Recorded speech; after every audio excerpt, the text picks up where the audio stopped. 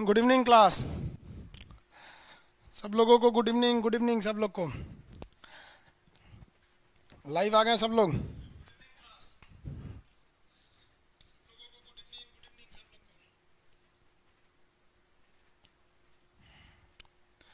चलिए अब कुछ लोग, सब लोग भाई good morning, good evening, good evening. Sir हम 2020 एसआई के हैं, आलोक तिवारी जी। कोई बात नहीं बाबू, 2020 के हैं तो क्या हुआ, नहीं पढ़ेंगे क्या? 2020 के हैं तो सब लोग को पढ़ना है। 2020 में भी पढ़ने से ही रिजल्ट होगा, और जो पुराने वाले हैं इन लोग का भी पढ़ने से ही रिजल्ट होगा।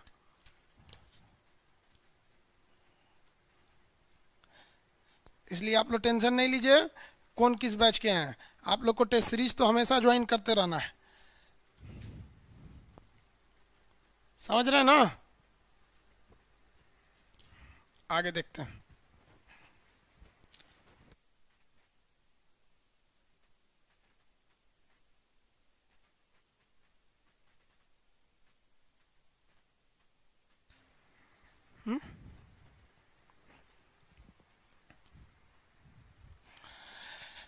चलिए बाबू देखिए, आप लोग के जो पीडीएफ सेक्शन है वहाँ पर आप लोग इसका ये जितना टेस्ट होगा उसका आप लोग वहाँ से आराम से आप पीडीएफ ले लेंगे, और पीडीएफ लेने के बाद आप लोग उसको प्रिंट ले लीजिएगा, तो उससे आप लोग को पीडीएफ मिल जाएंगे सब। ठीक है, हम यहाँ आपको यहाँ जूम कर देते हैं ताकि आप लोग को दिखने में कोई दिक्कत ना हो। आज फर्स्ट क्लास है इसलिए आप लोग को थोड़ा बहुत प्रॉब्लम होगा, ठीक है? इसलिए कोई हड़बड़ाइएगा नहीं। कोई भी चीज़ पहले पहले रहती है ना तो उससे कुछ थोड़ा बहुत आप सब लोग को दिक्कत होता है, आप भी जानते हैं।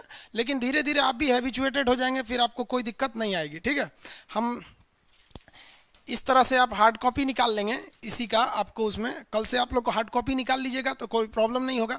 आज हम यहाँ निकाल लिए हार्ड कॉपी। एक्चुअली बार बार इसमें देखेंगे तो आँख पे थोड़ा जोर पड़ता है, समझ रहे हैं ना? बुढ़ापा में आँख कान सब खराब हो जाता है, इसलिए हम भी एक हार्ड कॉपी निकाल लिए हैं, आप भी एक हार्ड कॉपी निकाल लीजिएगा। इसमें पढ़ के आपको हम समझा देंगे। चलिए स्टार्ट करते हैं हम लोग। देखिए टेस्ट सीरीज का बैच है, इसमें जो इंपॉर्टेंट चीज़ें हैं वो आपको बताते चलेंगे ताकि इसको आप लोग को कुछ खास दिक्कत ना आए एग्जाम वगैरह में। देखिए ध्यान से, क्वेश्चन नंबर 1 कह रहा है, सब लोग आ गए हैं ना लाइव में?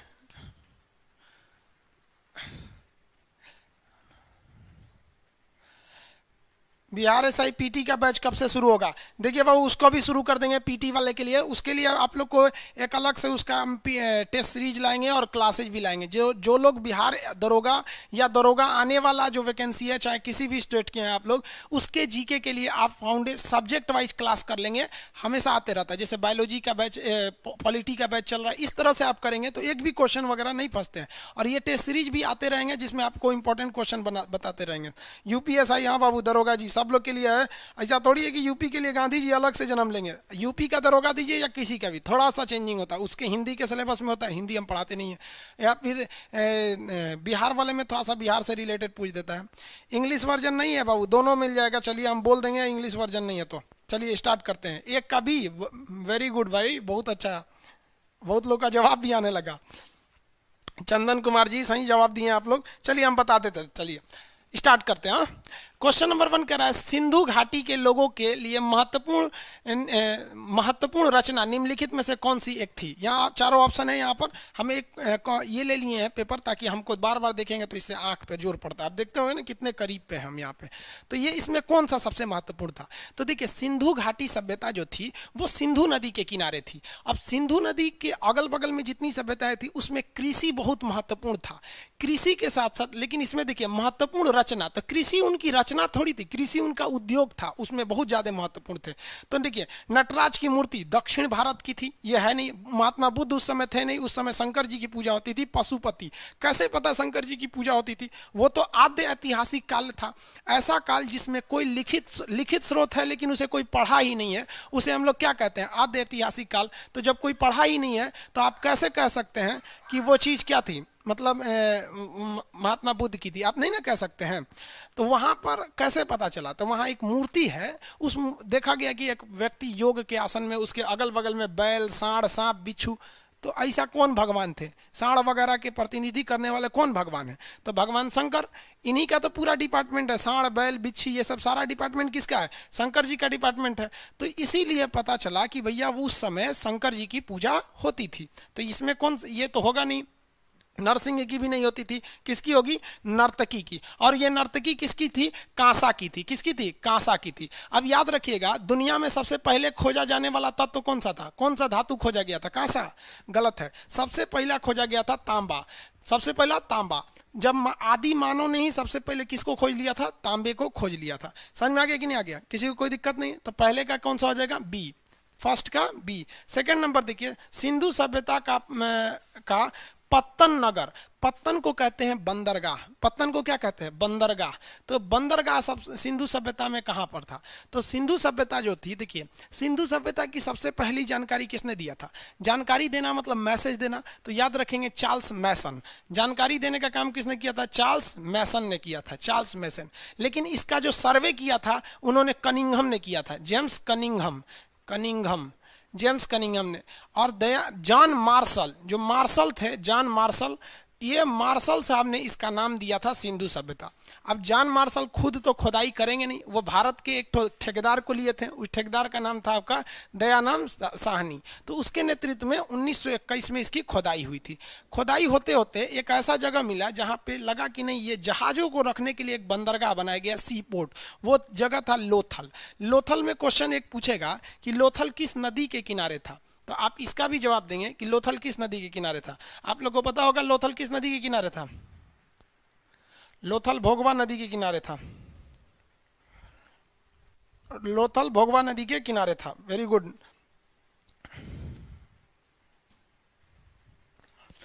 आगे देखते हैं हम लोग। दयाराम साहनी, वेरी गुड, भोगवा नदी के किनारे था। लाइव रुका हुआ है।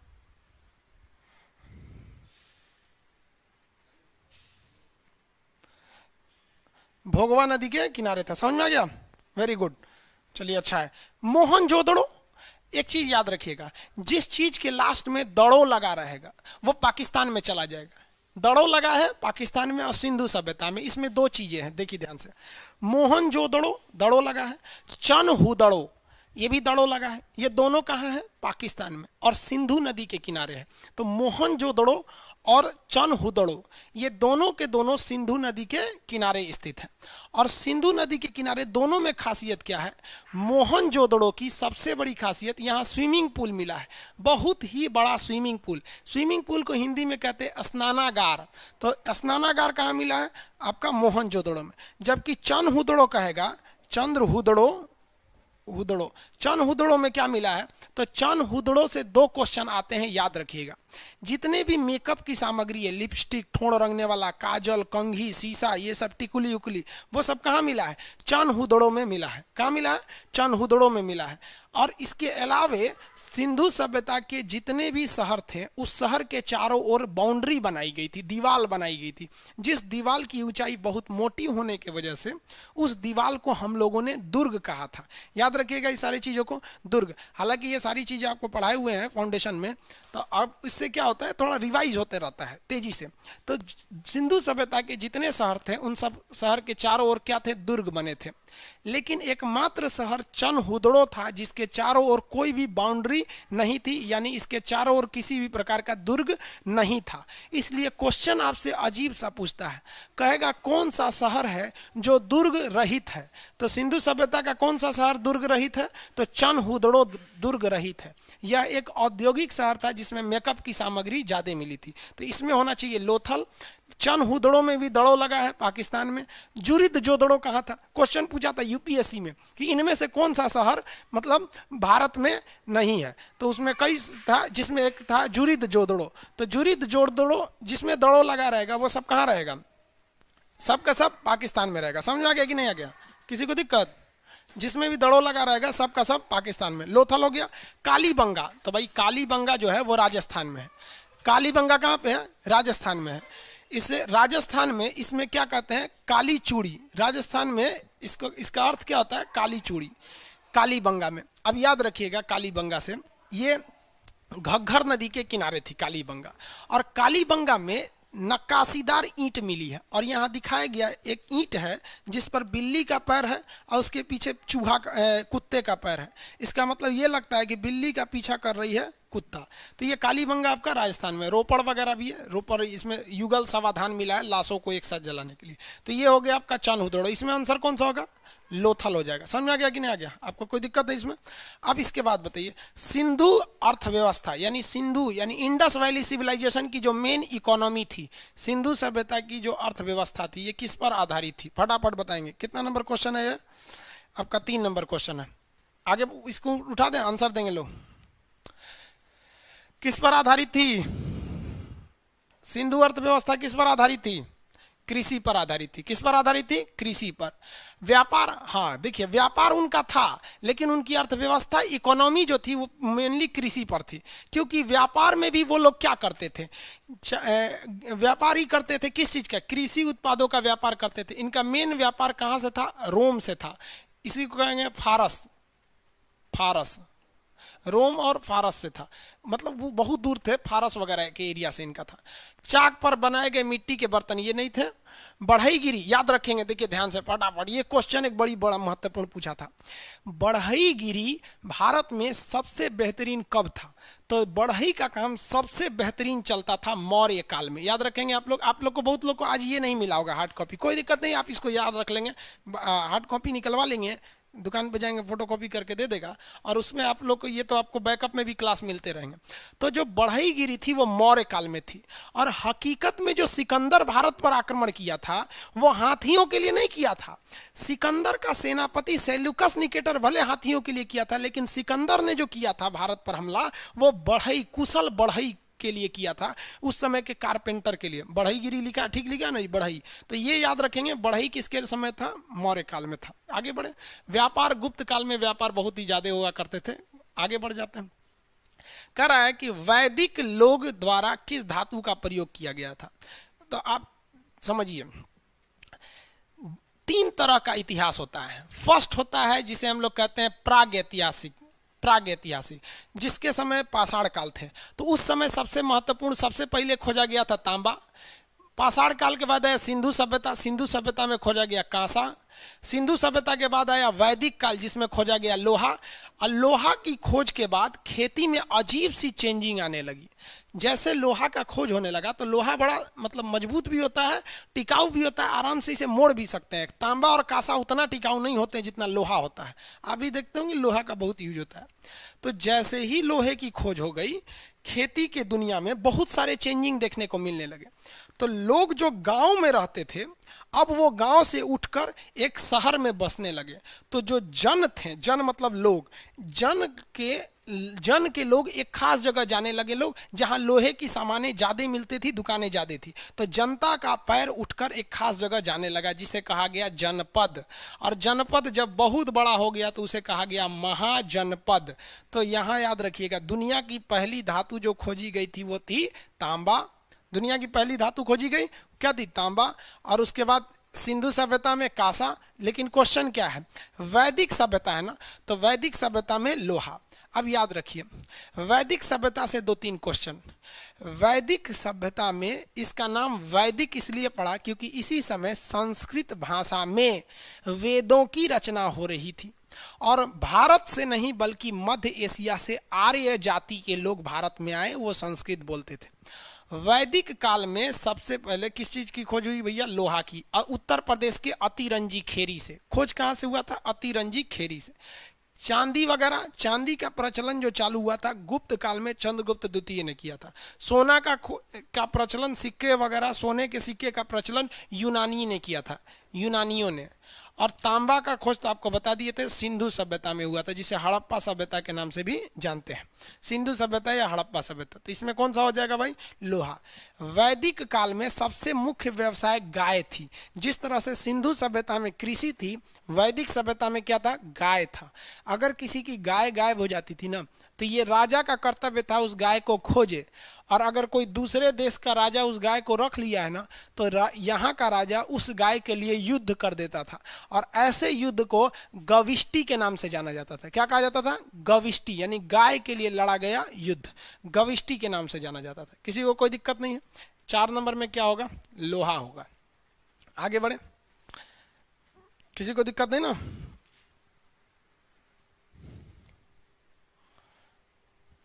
आवाज सही नहीं आ रहा है?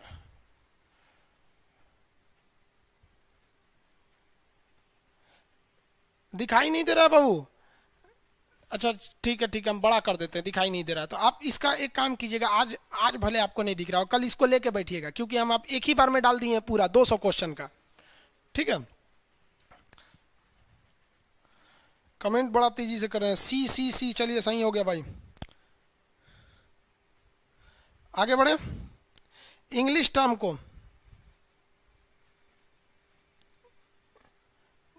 देखिए, अब आगे देखते हैं हम लोग, इसके बड़ा कर देते हैं। कह रहा है कि किन 3 वेदों को संयुक्त रूप से वेग त्रयी कहा जाता है? अब वेग त्रयी किसको कहेंगे भाई? देखिए अब ध्यान से, वेग त्रयी 4 नंबर क्वेश्चन है ना। अब बड़ा हो गया,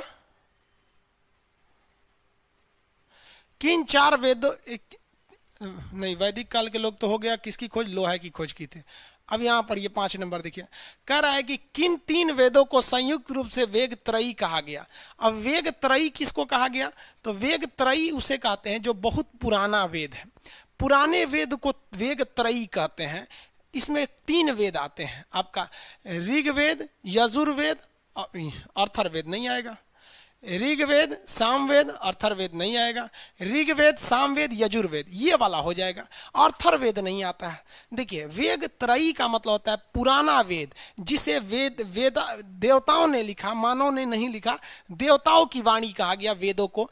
अब इस वेद में अर्थर्वेद को नहीं रखा गया, क्योंकि अर्थर्वेद की रचना वैदिक काल के खत्म होने के बाद हुई थी, यानी वैदिक काल बीत गया और उत्तर वैदिक काल, पोस्ट वैदिक पीरियड में किसका निर्माण हुआ था? अर्थर्वेद की रचना हुई थी।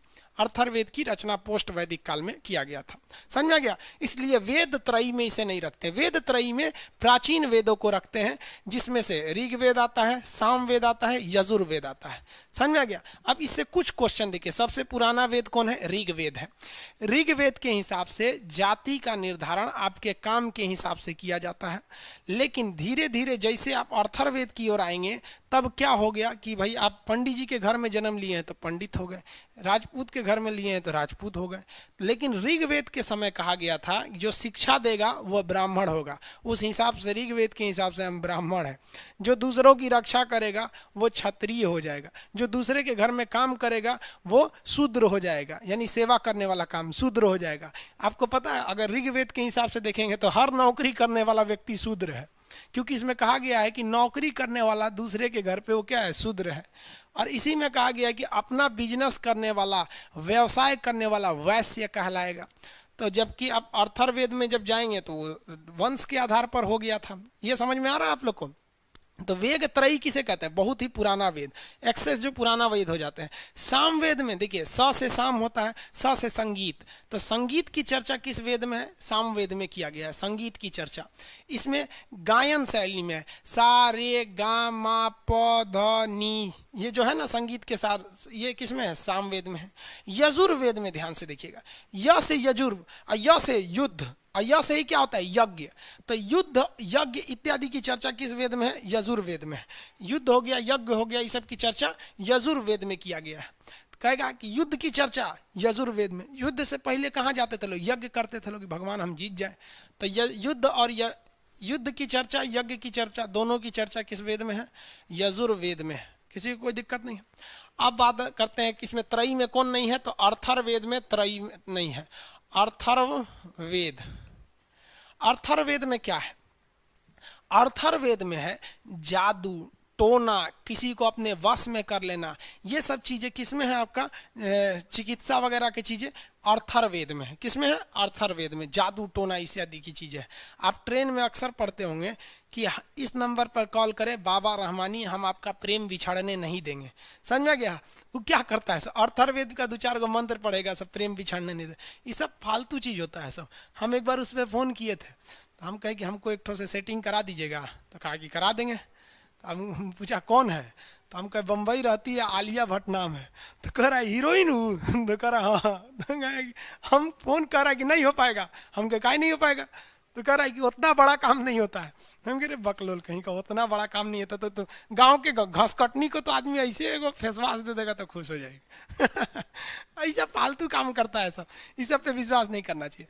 अथर्ववेद में बोला गया है कि जो पटना की जमीन है वो अछूतों की भूमि है, क्योंकि अथर्ववेद में जब कहा गया कि गौतम राहुगढ़ एक बहुत बड़े राजा थे, उनके जो गौतम राहुगढ़ एक बहुत बड़े ऋषि थे, वो अपने मुंह में आग की ज्वाला लेकर मंत्र से उसे जलाए हुए थे, और वो आग की ज्वाला जब तक उनके मुंह में जल रही थी लोग उनकी बात को मान रहे थे। लेकिन जब वो सोनपुर से आगे बढ़े, हाजीपुर के पास पहुंचे, पटना जाने के लिए वो नदी पार कर रहे थे, बस आग की ज्वाला गिर गई नदी में, और उसका एक ऐसा मंत्र था कि मतलब बुझने के बाद वो दोबारा नहीं जलती, इसलिए उन्होंने श्राप दे दिया कि पटना की भूमि अछूतों की भूमि है, इसलिए कोई भी व्यक्ति पटना का गंगा जल नहीं मांगता है। जबकि आप बनारस के गंगा जल को, हरिद्वार का गंगा जल, इवन इलाहाबाद का गंगा जल, इस सब की बहुत वैल्यू है, लेकिन पटना का कोई गंगा जल नहीं मानता है। इसलिए लोग भागलपुर जाके, भागलपुर के सुल्तानगंज से गंगा जल उठाते हैं और देवघर में बाबा भोलेनाथ पे जल चढ़ाते हैं कांवर के मेला में, सावन में। तो ये अथर्ववेद इस तरह में नहीं आता है। ऋग्वेद में आपके गायत्री मंत्र की चर्चा है। गायत्री मंत्र समझ में गया? ओम भूर्भुवस्वः तस्य वितुर्वरेण्यम भर्गो देवस्य देवहि यो यो न प्रचोदया। ये जो गायत्री मंत्र है ये किसमें है? ऋग्वेद में किया गया। तो ये समझ में आ गया वेग त्रयी। 6 नंबर क्वेश्चन देखिए, 6 नंबर कह रहा है कि वैदिक युग में राजा अपनी जनता को जो कर वसूल करता था, इस कर को क्या कहा जाता था?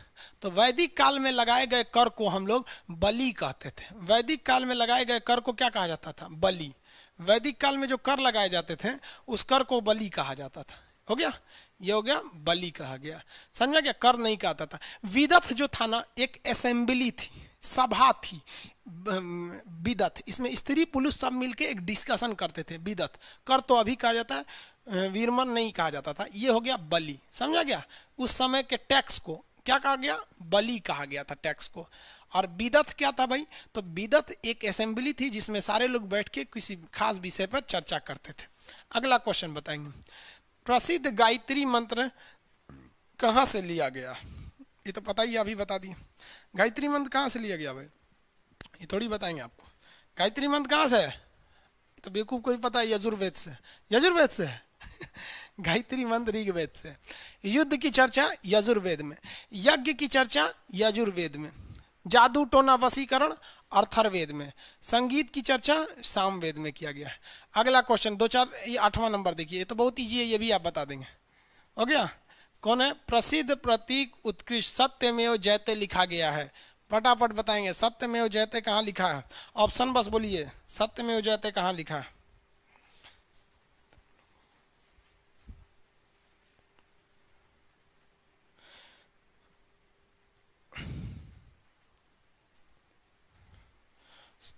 Very good, D number Mundakopanishad. D number Mundakopanishad. आगे बढ़े। देखिए, जिन लोग को कमेंट पढ़ने में प्रॉब्लम हो रहा है ना, वो लोग फुल स्क्रीन कर लेंगे तो कमेंट नहीं दिखेगा, क्योंकि आप में से ना, जानते बाबू एक बात रियलिटी बताते हैं। देखो, आप में से 98% स्टूडेंट जो हैं वो पढ़ने वाले हैं, ये बहुत अच्छे पढ़ने वाले हैं। इसमें से 2% स्टूडेंट पढ़ने नहीं आए हैं। समझ में आ गया? वो इसलिए आए हैं क्योंकि फीस कम था, बाकियों को डिस्टर्ब करेंगे। तो ऐसे 2% जो हैं सब नहीं, ये सब आप बवासीर है सभी सब, इस सब को ज़्यादा ध्यान मत दीजिए, बर्बाद कर देगा सही सब। 98% है ये पढ़ने वाले होते हैं। सबका रिजल्ट भी तो नहीं होता है ना। ईमानदारी से पढ़िए बाबू, आज फर्स्ट क्लास है, आपको तकलीफ हो रही होगी, आज फर्स्ट क्लास में ज़्यादा पढ़ाएंगे भी नहीं, ज़्यादा क्वेश्चन डिस्कस नहीं करेंगे। समझ में आ गया कि नहीं आएगा? बाकी आप टेंशन नहीं लेंगे। जो टेस्ट सीरीज का बैच रहेगा ये रेगुलर इस तरह से चलते रहेगा। आपको 51, इसमें तो लगभग हम बता रहे हैं आपको 18 से 19 हज़ार लड़कों का एडमिशन केवल 11 रुपये में हुआ था। ठीक है? अभी फ्रंट एंड सर्वर पे कितने लड़के पढ़ रहे हैं? अभी आपको लगभग 5000 लड़के फ्रंट एंड सर्वर पर हैं, और बैक एंड पर कितने हैं ये आपको दिखाएगा ही नहीं। ठीक है?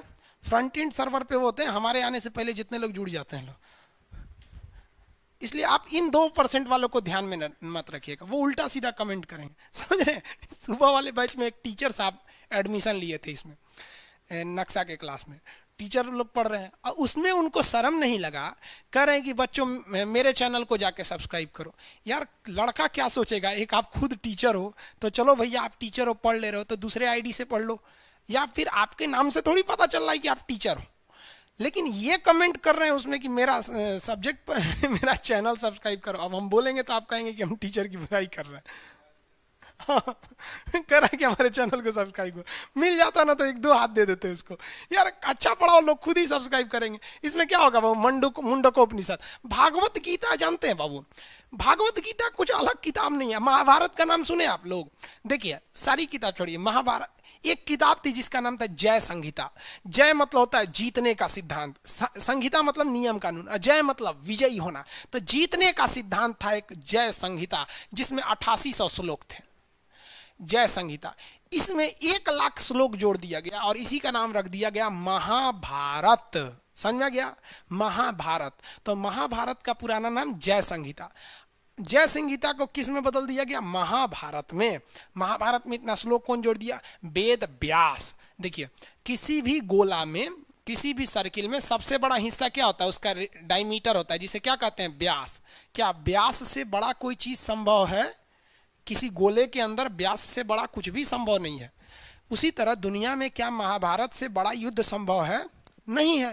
तो युद्ध में सबसे बड़ा महाभारत। गोला में पृथ्वी एक गोल है, इस पृथ्वी पर सबसे बड़ा युद्ध महाभारत। इस पृथ्वी का सबसे बड़ी रेखा कौन सी हो जाएगी? व्यास। तो महाभारत की रचना किसने किया? वेद व्यास। ये महाभारत में 18 लेसन है। कितने लेसन है बाबू? 18 लेसन। समझ में गया? इस 18 लेसन में सबसे महत्वपूर्ण जो लेसन है उस लेसन का नाम है भीष्म। लेसन का नाम क्या है? भीष्म। लेसन को महाभारत में पर्व कहा गया है। तो इस महाभारत का सबसे महत्वपूर्ण पर्व, पर्व मतलब त्योहार नहीं, पर्व मतलब लेसन, उस लेसन का नाम है भीष्म पर्व। तो महाभारत लेसन का सबसे महत्वपूर्ण लेसन है भीष्म पर्व। उस भीष्म पर्व में अर्जुन को श्री कृष्ण ने उपदेश दे देकर समझाया है कि रे अर्जुन ते दिमाग मत भटकाओ, हम तेरा साथ है ना, हम जिता देंगे तोरा। अर्जुन डर रहा था, अरे उसके गुरु जी थे उधर, कर्ण थे, बड़का। रियलिटी में देखेंगे तो ज्यादातर लोग तो कौरवों के साथ थे, जितने शक्तिशाली थे। ये अर्जुन जीत गए क्योंकि कृष्ण भगवान उनके साथ थे, वरना सूरज को डुबा देना टाइम से पहले, क्या क्या, वरना कर्ण से अगर कोई कवच कुंडल नहीं छीनता तो कोई मार पाता। तो कृष्ण भगवान ने कहा है उस युद्ध के माध्यम से। डायरेक्ट कैसे कहेंगे कृष्ण भगवान कि भगवान होके कि तुम छल कपट कर दो, न्याय की जब बात आई तो झूठ भी बोल सकते हो। डायरेक्ट बोलेंगे तो कहेंगे ना कि भगवान होके झूठ बोल रहा है। तो वो कृष्ण भगवान बड़े होशियार थे, उन्होंने अर्जुन को समझाया। तो जो जो बात उन्होंने अर्जुन को समझाया है इसको लिखा गया है भीष्म पर्व नामक लेसन में। उसी लेसन को भागवत गीता कहा जाता है। अब कोई भागवत गीता नहीं बोलता है, शॉर्टकट में गीता बोलता है। समझ में आ गया ना? तो गीता जो आप पढ़ रहे हैं ना वो एक केवल लेसन है। किस किताब का? महाभारत का। तो महाभारत का सबसे पुराना नाम जय संहिता। वेद व्यास ने महाभारत लिखा। इस महाभारत का सबसे महत्वपूर्ण लेसन का नाम है भीष्म पर्व, जिसमें कृष्ण और अर्जुन के वार्तालाप की चर्चा है। इसी भीष्म पर्व को भागवत गीता कहते हैं, जिसे शॉर्टकट में लोग गीता कहते हैं। कोर्ट में कसम खाते हैं, हम गीता पे हाथ रख के कसम खाते हैं, हम कुरान पे कसम खाते हैं, और ऐसे झूठे कसम लोग बहुत खाते हैं। और वैसे भी भैया अगर कसमें सच होती तो सबसे पहले भगवान मरता, उसी के लोगों ने सबसे ज्यादा कसम खाया। कुछ भी हो गया भगवान कसम ले, भगवान कसम। वही सोचेगा आदमी को बनाए चोट्टा हमरे को बर्बाद करे। और सतयुग में भगवान लोग जमीन पे रहते थे, और अभी कलयुग में उतर जाए थोड़ा, भगवान लोग जमीन पे पकड़ के म्यूजियम में डाल देगा, भगवान उतर लो यहाँ से। समझ आ गया?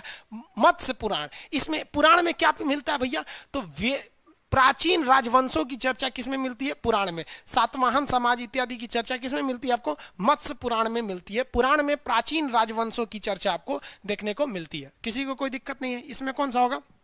मुंडकोपनिषद, सत्यमेव जयते, सत्य की जीत होती है। अगला, गौतम बुद्ध का जन्म स्थान किसके द्वारा अंकित किया गया है? तो जन्म स्थान किसके द्वारा? तो रुमनदेई स्तंभ लेख है, नेपाल में है रुमनदेई स्तंभ लेख। अशोक ने एक स्तंभ लेख बताया जिसका नाम है रुमनदेई स्तंभ। मूर्ति से नहीं है, पीपल का वृक्ष उनके ज्ञान का संदेह, बौद्ध मठ वगैरह नहीं है। रुमनदेई अभिलेख में किसकी चर्चा है? उनके जन्म स्थान। महात्मा बुद्ध का जन्म कहाँ हुआ था? लुम्बिनी में हुआ था। जन्म कहाँ हुआ? लुम्बिनी में। उनके जन्म का संकेत क्या चीज है? हाथी है। हाथी, जन्म का संकेत हाथी है। समझ में आ गया कि नहीं? जवानी का संकेत घोड़, उनके जवानी का संकेत क्या चीज हो गया वहां पर? जब वो जड़ रहता है, ये क्या नाम है, जवान जब हुए तो वो गृह त्याग दिए, तो गृह त्याग के जवानों के गृह त्याग दिए तो वो किस चीज़ का हो गया, घोड़ा का गृह त्याग दिए। उसके बाद से जब उन्हें ज्ञान की प्राप्ति हो गया तो वहाँ पे वृक्ष है, बोधि वृक्ष, समझ में गया कि जब पहला उपदेश दिए तो उसके जगह पे क्या है, चक्र है। और जब वो परिनिर्माण प्राप्त हो गए तो वहाँ पर स्तूप बना दिया गया। स्तूप एक उल्टा कटोरा की तरह होता है। तो इसमें क्या होगा, अशोक मौर्य यानी मौर्य वंश का राजा अशोक का रुमनदेही अभिलेख हो गया। किसी को कोई दिक्कत नहीं, आगे देखते हैं। प्रथम बौद्ध परिषद, प्रथम बौद्ध परिषद मतलब प्रथम बौद्ध संगीति।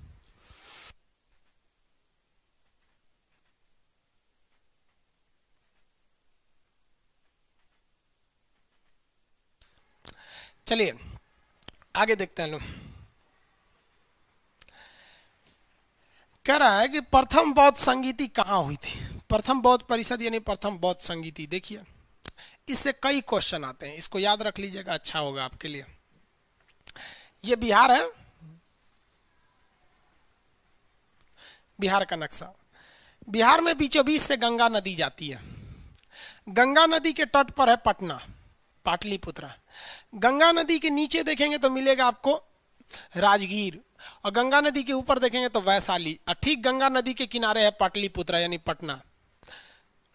तो पहली जो बौद्ध संगीति हुई थी वो राजगीर में हुई थी। क्या हुई थी, राजगीर में। याद रखिएगा, ये भूलिएगा नहीं, एग्जाम में आएगा ये। पहली बौद्ध संगीति राजगीर, दूसरी वाली वैशाली में हो गई, यानी नीचे से एक ही बार ऊपर चले जाइए।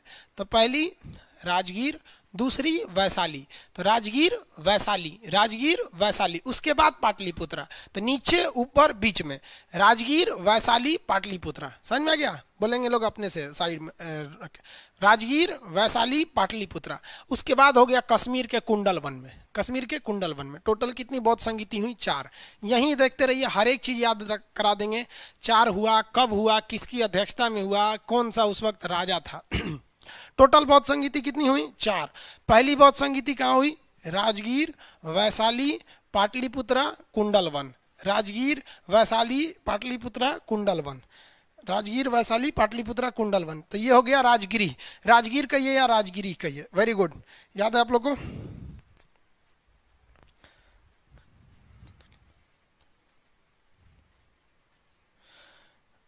राजगीर होता है, राजगिरी नहीं। अरे बाबू वही चीज होता है बाबू, कौन कह रहा है राजगिरी नहीं होता है, राजगिरी भी होता है। राजगीर कहिए या राजगिरी कहिए, दोनों एक ही चीज है, दोनों दे देता आपको। इंग्लिश हिंदी दोनों में क्वेश्चन चाहिए। एक्चुअली ये वाला क्वेश्चन प्रिंट हो चुका है, इसलिए अभी इसको केवल हिंदी में ही मिल पाएगा। देखिए ये तो जगह हो गए चारों, पहला राजगीर वैशाली पाटलिपुत्रा कुंडलवन। अब डेट याद रखेंगे, जगह का तो टेंशन खत्म, डेट याद रखिएगा। देखिए 483, 383, 255 पहली सदी। पहला कौन सा था, 483, नीचे वाला 483 ईसा पूर्व, बीसी, बिफोर क्राइस्ट। 483 ऊपर वाला 383 255, 483 383 255 पहली सदी। समझ में आ गया। पहला सम्मेलन बोलिए, राजगीर वैशाली कुंडलवन, सॉरी राजगीर वैशाली पाटलिपुत्र कुंडलवन। समय बोलिए 483 383 255 और ये पहली सदी। तो ये समय भी हो गया और कौन हो गया, उसके स्थान भी हो गए। अब इस समय पूछ देता है राजा कौन था, क्या पूछ देगा, राजा। याद कर लीजिए एक ही बार में, राजा याद रखिए, राजा के बाद आगे देखते हैं।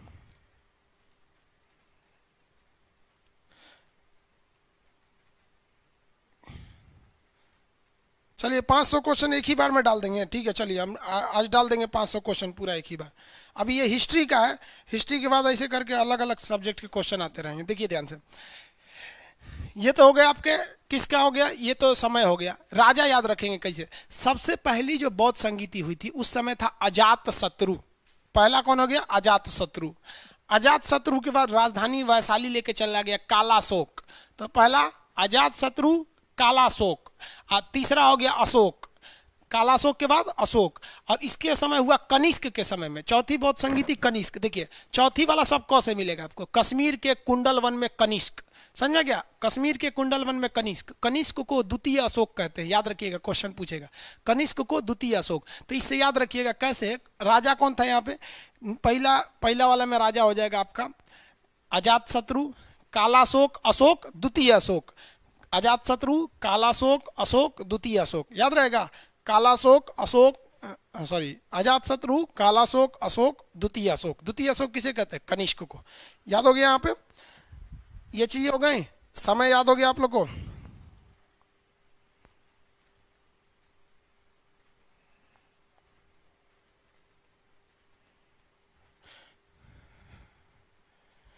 सर आपके ऑफलाइन के स्टूडेंट है, कितनी बार कमेंट करेंगे जी आप? सर हम आपके ऑफलाइन के स्टूडेंट। रोशन कुमार छुट्टी नहीं दे रहा है। छुट्टी नहीं दे रहा है, क्या जरूरत है, वैसे भाग आइए, हम यहाँ छुट्टी दिला देंगे। कह रहा है कि सर छुट्टी नहीं दे रहा है हमको। कोई दिक्कत नहीं है, डिपार्टमेंट में छुट्टी नहीं दे रहा है, रेलवे में आप आ जाइए, जितना दिन का छुट्टी लेना है हम 1-2 महीना का दिला देंगे हम आपको, कोई दिक्कत नहीं है। ईएम कौन सा डिपार्टमेंट है? ईएसएम डिपार्टमेंट है। अजीब हालत, आप इस पे कमेंट मारते जा रहे हैं। आप सब लड़का सोच रहा होगा क्या है, छुट्टी नहीं दे रहा है। रोशन कुमार राजा हो गया, पढ़ लिए। छुट्टी नहीं दे रहा है, आप ऐसे लेके चले आइए, हम यहाँ आके आप पटना आइएगा, हमसे मिलिएगा। पटना आने के बाद वहाँ कोई ना कोई स्टाफ होगा या कैंपस में जाके मिलिएगा, हम छुट्टी बनवा देंगे। नहीं तो उससे बोलिए हम बीमार हैं, छुट्टी दे देगा। यहाँ पे बीमार का एगो सर्टिफिकेट बनता है, छुट्टी लेने के बाद उसको सर्टिफिकेट देख लीजिएगा, देखिए हम बीमार थे, छुट्टी नहीं लिए थे, बीमार थे, हॉस्पिटल में थे, हॉस्पिटल से बन जाता है यहाँ। ये सब चीज़ आपको इस टेस्ट में बताएंगे हम आपको। चलिए देखिए ध्यान से, ये राजा हो गया ना। जगह बोलिए पहला, राजगीर, वैशाली, पाटलिपुत्रा, कुंडलवन। राजा बोलिए, अजातशत्रु कालाशोक अशोक द्वितीय अशोक। टाइम बोलिए, 483, 383, 255 पहली सदी। अब पूछता है इसके अध्यक्ष कौन थे, यानी पंडित जी कौन थे। तो देखिए जब भी कोई चीज की शुरुआत होती है तो महान आदमी को बुलाना चाहिए। तो सबसे पहले आया था महाकश्यप, पहला में महाकश्यप। दूसरी बार जब उसी चीज को बुलाइएगा तो सबको जाके बोलना पड़ेगा। तो दूसरे बार में साबक मीर, पहला में महाकश्यप, दूसरा में साबक मीर। पहली बार में तो सब महान व्यक्ति को बुला दिए, दूसरी बार में सारे घर में जाके सबको बोल दिए तो साबक मीर, और तीसरी बार में कुछ खास नहीं बोलना है, आपको केवल मौखिक रूप से बोल देना है। तो तीसरी में कौन था? मोगली पुत्तिस। मौखिक बोल दीजिएगा मुंह से तो मोगली पुत्तिस। पहला बोलिए तो महाकश्यप, दूसरा में साबक मीर, साबक मीर, और तीसरा में कौन हो गया आपका? तीसरा में मोगली पुत्तिस, तीसरा में हो जाएगा आपका मोगली पुत्तिस। और चौथा में जब 3 बार किसी से मिल लीजिएगा तो चौथा बार तो मित्र हो जाएगा, तो चौथा में हो जाएगा वसुमित्र। चौथा का कौन हो जाएगा? वसुमित्र। चौथा में हो गया आपका वसुमित्र। समझ में आ गया कि नहीं आ गया? चौथा हो गया वसुमित्र। टोटल राजा हो गए सब यहाँ पे। ये चारों चीज को याद रखेंगे। अब देखिए यहाँ पर ये हो गया आपका राजगीर। आगे बढ़ जाए, पहला राजगीर, दूसरा वैशाली, तीसरा पाटलिपुत्र, चौथा कश्मीर का कुंडलवन। अगला देखिए, अरे 23 कैसे आ गया? 10 के बाद 11 होगा ना, इस साइड होगा, गलती से 23 ला दिया था। चलिए यहाँ देखिए, बौद्ध धर्म ने अपना पहला प्रवचन कहाँ दिया था? महात्मा बुद्ध ने अपना पहला उपदेश कहाँ दिया? पहला उपदेश कहाँ दिए थे भाई? आंसर दीजिए। महात्मा बुद्ध ने अपना पहला उपदेश, first speech of Mahatma Buddha,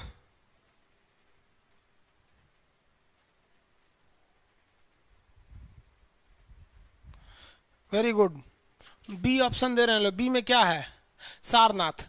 अब जरा ध्यान से समझिए, महात्मा बुद्ध जब अपना घर त्याग किए थे तो कई लोगों से शिक्षा लिए थे। रुद्रक नाम से शिक्षा लिया था, अलार कलाम से शिक्षा लिया था, और ये शिक्षा लेने के बाद बोध गया पहुंचे थे। कहाँ पे?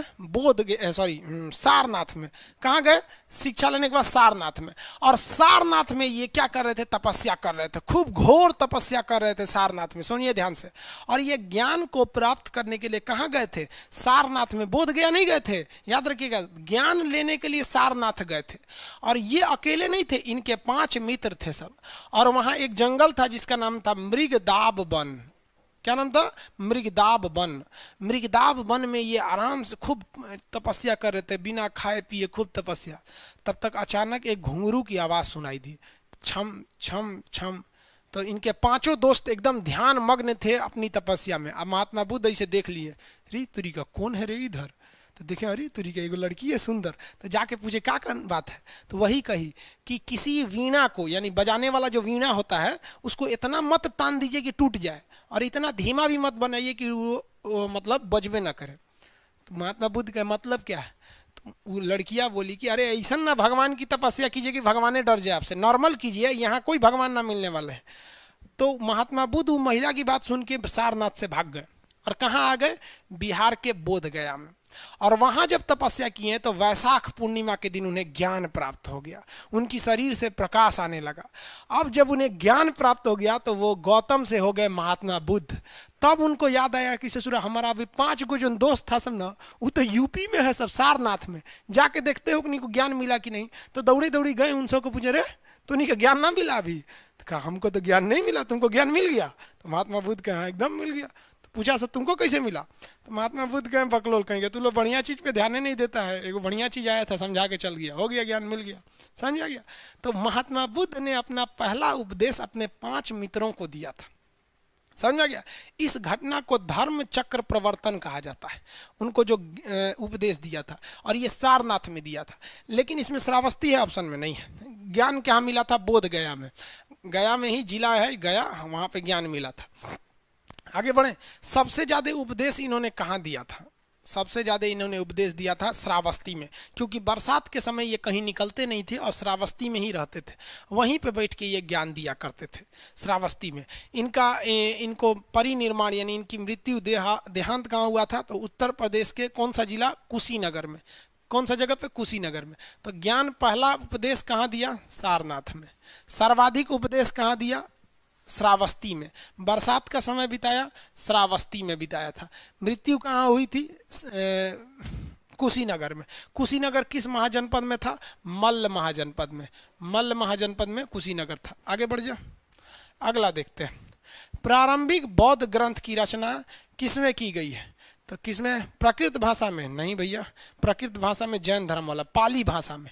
किस भाषा में, पाली भाषा में। देखिए जिस समय महात्मा बुद्ध उपदेश दे रहे थे, उस समय की सबसे लोकप्रिय जो भाषा थी वो पाली भाषा थी, इसलिए उन्होंने पाली भाषा में ही उपदेश दिया। जबकि जैन धर्म वालों ने प्राकृत भाषा में उपदेश दिया, जिसे अर्धमागधी कहते हैं। ये बहुत कठिन भाषा थी, लोगों को समझ में नहीं आती थी, इसीलिए जैन धर्म का विकास ज़्यादा नहीं हो सका और बौद्ध धर्म का विकास ज़्यादा हो गया, क्योंकि बौद्ध धर्म की भाषा कौन सी थी, पाली भाषा थी। याद रखिएगा, बौद्ध धर्म की भाषा पाली भाषा। चित्रलेखा, ये तो सिंधु सभ्यता की भाषा थी भैया, चित्र बना बना के लिखा जाता था, चित्रलेखा। वैदिक काल की भाषा थी संस्कृत, वैदिक काल की भाषा थी संस्कृत। बौद्ध धर्म की भाषा कौन सी थी, बौद्ध ग्रंथ की भाषा थी आपकी पाली भाषा। उस समय की सबसे प्रसिद्ध भाषा थी पाली भाषा। समझ में आ गया कि नहीं आ गया, किसी को दिक्कत। अगला देखते हैं, महावीर स्वामी कौन थे। महावीर स्वामी कौन थे बताइए भाई, कौन थे, तीर्थंकर थे, लास्ट थे 24वें तीर्थंकर। तो महावीर स्वामी कौन थे, तीर्थंकर थे 24वें, महावीर स्वामी 24वें थे। 23वें कौन थे, पार्श्वनाथ, पार्श्वनाथ, पार्श्वनाथ कौन से थे, 23वें तीर्थंकर थे। पहले तीर्थंकर ऋषभ देव, ऋषभ देव, पहले तीर्थंकर कौन थे, ऋषभ देव, फर्स्ट तीर्थंकर ऋषभ देव। अब इसमें कंफ्यूजन हो जाता है। देखिए कोई भी चीज, किसी धर्म की अगर आप शुरुआत करिएगा तो आपको ऋषि मुनि के भेष में रहना पड़ेगा। इसलिए याद रखिएगा कि पहले तीर्थंकर ऋषि मुनि के समान थे, इसलिए वो ऋषभ देव थे। और आखिरी तो याद ही रहेगा महावीर स्वामी, और उससे जस्ट पहले थे ये पारसनाथ। समझ गया। महावीर स्वामी ने जैन धर्म को असली रूप दिया था। तीर्थंकर का अर्थ होता है संसार रूपी दुखों के सागर को पार कराने वाला व्यक्ति, वो संसार के दुखों से पार करा देता है। जैन धर्म जो था ये कठोर नियम का पालन करता है। जैन धर्म में नियम कानून बहुत ही कठोर है। जैन धर्म में कहा गया है आप किसी भी जीव की हत्या नहीं कर सकते हैं। जैन धर्म में निर्वस्त्र रहने की चर्चा है। जैन धर्म 2 भागों में बट गया, कौन कौन, दिगंबर और श्वेतांबर। दिगंबर लोग कैसे कपड़े पहनते हैं, कपड़े नहीं पहनते। श्वेतांबर लोग सफ़ेद रंग के कपड़े पहनते हैं, इसलिए उन्हें श्वेतांबर के नाम से जाना जाता है। आगे बढ़े, इन दोनों में एक समानता देखिए, पार्श्वनाथ में और महावीर स्वामी में, इन दोनों में पार्श्वनाथ ने चतुरायन धर्म दिया, 4 सिद्धांत दिया जिसे कहा गया चतुरायन धर्म। लेकिन 24वें तीर्थंकर यानी महावीर स्वामी ने कहा कि भैया चतुरायन धर्म से काम नहीं चलेगा, इसमें एक और धर्म जोड़िए, पंचायन धर्म। तो चतुरायन किसने दिया था? 4 सिद्धांत को दिया था 23वें तीर्थंकर पारसनाथ, इसलिए चतुरायन कहा गया। उसमें एक और सिद्धांत जोड़ दिया, पंचायन दिया था महावीर स्वामी ने। अब ये सिद्धांत क्या था, ध्यान से समझिए। इन्होंने कहा था कि आप कभी भी झूठ नहीं बोलिए, झूठ नहीं बोलिए। उसके बाद क्या कहा था? धन को संग्रह नहीं कीजिए, धन मत बचाइए। चोरी नहीं कीजिए, चोरी मतलब अस्ते, चोरी नहीं कीजिए। और क्या नहीं कीजिए भाई? हिंसा यानी मारपीट मत कीजिए, हिंसा नहीं कीजिए। तो ये 4 नियम को कहा गया चतुरायन धर्म। झूठ नहीं बोलना है, धन संग्रह नहीं करना है, चोरी नहीं करनी है, हिंसा नहीं करनी है। समझ में आ गया कि नहीं आ गया? लेकिन जब आखिरी तीर्थंकर आए महावीर स्वामी, इन्होंने कहा कि देख भैया, सबसे बड़का बीमारी महिला है, अगर महिला रहेगी ना तो ये 4 कांड करा देगी, 4 का 4 कांड करा देगी ये महिला। कैसे? कि मान लीजिए कि आप किसी के साथ कहीं पार्क में बैठे हैं या किसी से फ़ोन पे बतिया रहे हैं। अब किससे बतिया रहे हैं समझ रहे हैं? 2 घंटा से बतिया रहे हैं। और घर से पापा का फ़ोन आया, क्या कर रहे हो बाबू? तो क्या कहेंगे? ओकरा से बतिया रहे हैं, तुरंते झूठ बोलेंगे, वो एगो दोस्त का फ़ोन। तो सीधे कहते हैं खान सर के पास फ़ोन किए थे इंक्वायरी नंबर पे। झूठ बोला गया, किसके वजह से? वही नारी। अब उसको गिफ्ट देना है, बर्थडे आ गया या कभी भी, तो गिफ्ट देंगे तो पहले से धन को जुटाएंगे कि नहीं? मान लीजिए कहीं कोर्स खरीदने के लिए 500 की ज़रूरत है तो घर से मांगेंगे 700, 200 रुपया का गिफ्ट देंगे। किसके लिए? उसी के लिए देंगे। ये सब महावीर स्वामी भाप रहे थे। चोरी, अगर घर वाला पैसा नहीं देगा तो चोरी कर लेंगे, गिफ्ट तो देना ही है, चाहे धन संग्रह करके दे चाहे चोरी करके दे। तो चोरी भी कर लिए उसी के लिए।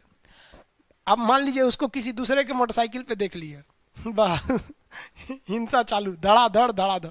इसलिए महावीर स्वामी ने कहा इस सबका जड़ जो है ना नारी है, इसलिए ब्रह्मचर्य रहिए। क्या रहिए? ब्रह्मचर्य। यानी एक और सिद्धांत जोड़ दिया, पंचायन बना दिया, ब्रह्मचर्य कर दिया। कहा कि चुपचाप रहिए, एकदम शादी ब्याह मत कीजिए, महिलाओं को नहीं देखिए इधर उधर, ब्रह्मचर्य करिए। तो इसमें ब्रह्मचर्य का पालन करने को कहा गया, इसीलिए जैन धर्म का ज़्यादा विकास नहीं हुआ। अब आप बताइए ना, आप ही को कहा जाएगा शादी ब्याह मत कीजिए तो आप जैन धर्म मानेंगे? नहीं मानेगा सब। समझ आ गया? तो ये कौन से थे? महावीर स्वामी अंतिम तीर्थंकर थे।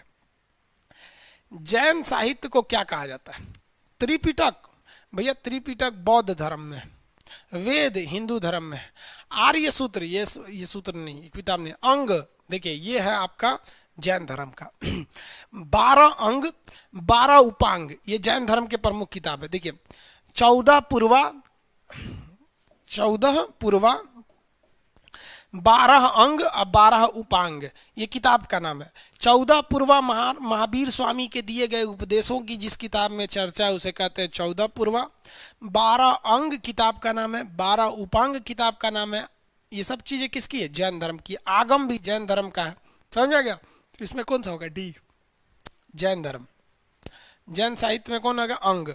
12 अंग तथा 12 उपांग ये सब की चर्चा किसमें है? जैन धर्म में। 12 अंग तथा 12 उपांग ये सब की चर्चा जैन धर्म में। आगे बढ़े। 12 अंग 12 उपांग जैन धर्म में। अगला कह रहा है एलेक्जेंडर और पोरस की लड़ाई। देखिए एलेक्जेंडर किसे कहा जाता था? सिकंदर को।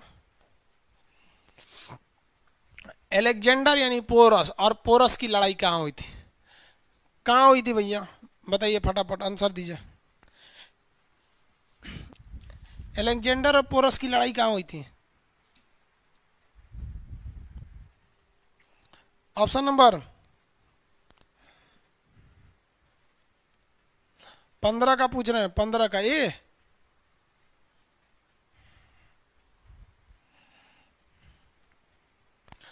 चलिए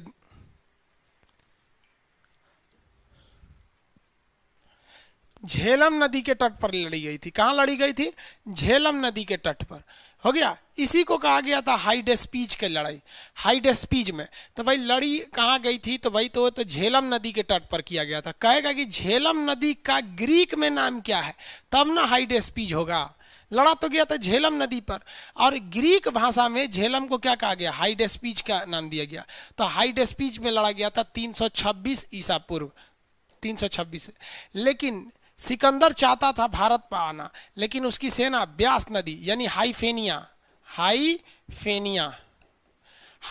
नदी को पार करने से मना कर दिया, ब्यास नदी को पार करने से मना कर दिया, जिसके दो रीजन थे। देखिए भारत जो था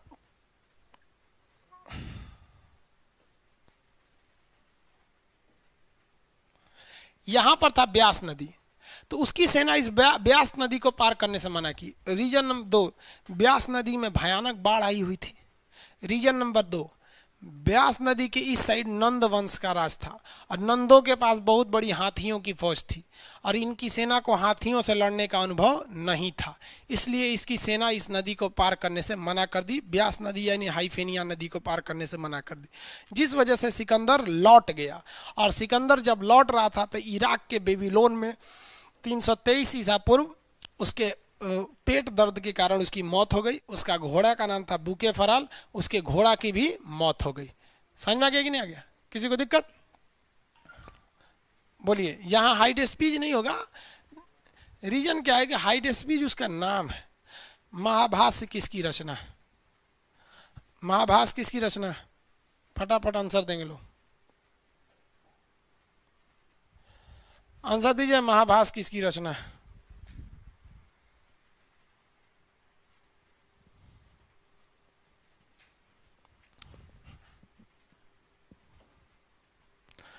पतंजलि, किसकी रचना है भाई, पतंजलि साहब की, ये हो गया पतंजलि। गार्गी ने क्या लिखा है, गार्गी संहिता, किताब का नाम है गार्गी संहिता। वाण भट्ट ने क्या लिखा है, कादंबरी, हर्षचरित और कादंबरी। मनु ने क्या लिखा है, मनु स्मृति, मनु स्मृति, बड़ी विवादित किताब है मनु स्मृति।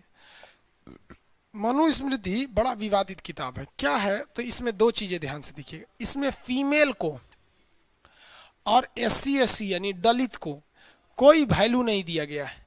इन लोग का कोई भी वैल्यू नहीं है इन किताब के हिसाब से, मनुस्मृति के हिसाब से। बड़ा उटपटांग सी बातें की गई है मनुस्मृति में, इसलिए ये काफी विवादित रहा गया है। मनुस्मृति जो है ना, फांसीवाद यानी ऊंचे जाति को दर्शाता है।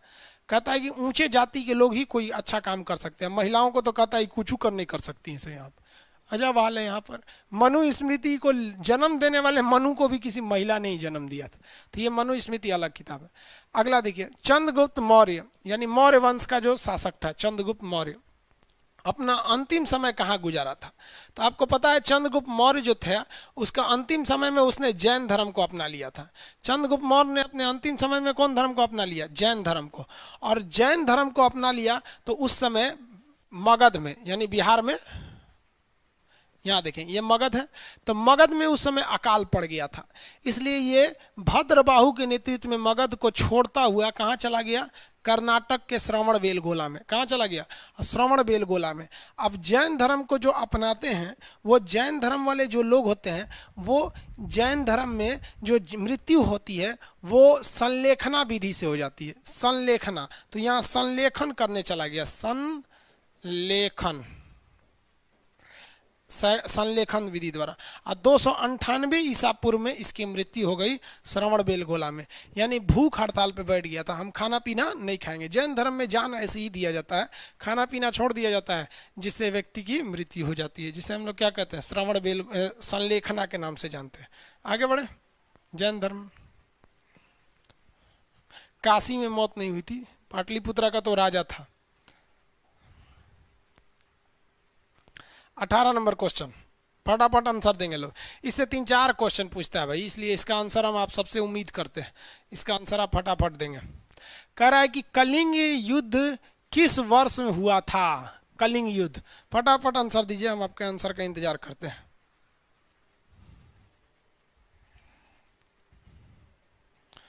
कलिंग युद्ध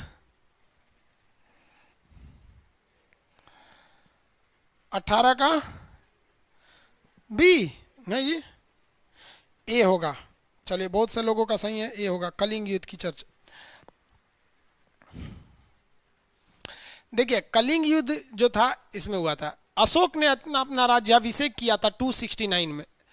269 ईसा पूर्व में अशोक ने अपना राज्याभिषेक किया था, और राज्याभिषेक के 8वें वर्ष इसने कौन सा आक्रमण कर दिया? कलिंग युद्ध।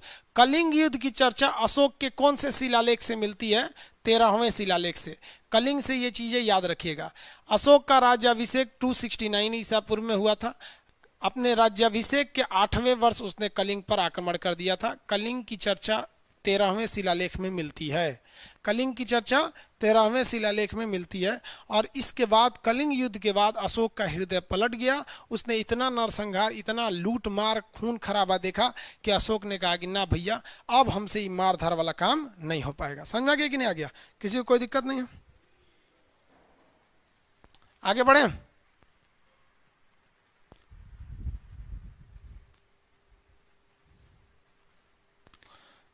अगला क्वेश्चन कह रहा है, नीचे वही क्वेश्चन है, देख लीजिए ध्यान से। वही क्वेश्चन नीचे वाला भी बना सकते हैं। किस शिलालेख में अशोक ने कलिंग युद्ध के हालातों का उल्लेख किया और युद्ध त्याग की घोषणा कर दिया? 13वें शिलालेख में। किस शिलालेख में? 13वें। देखिए गुर्जरा और मास्की में क्या चीज चर्चा है। गुर्जरा और मास्की अभिलेख में अशोक ने खुद को सम्राट घोषित किया है।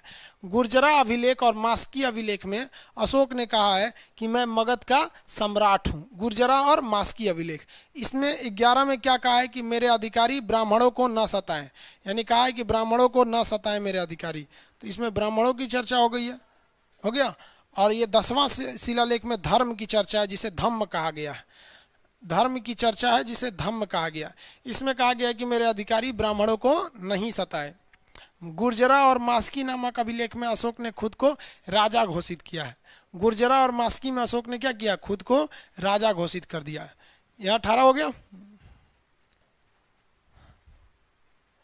20, चंद्रगुप्त मौर्य के दरबार में भेजा गया यूनानी राजदूत कौन सा था? बताइए आंसर।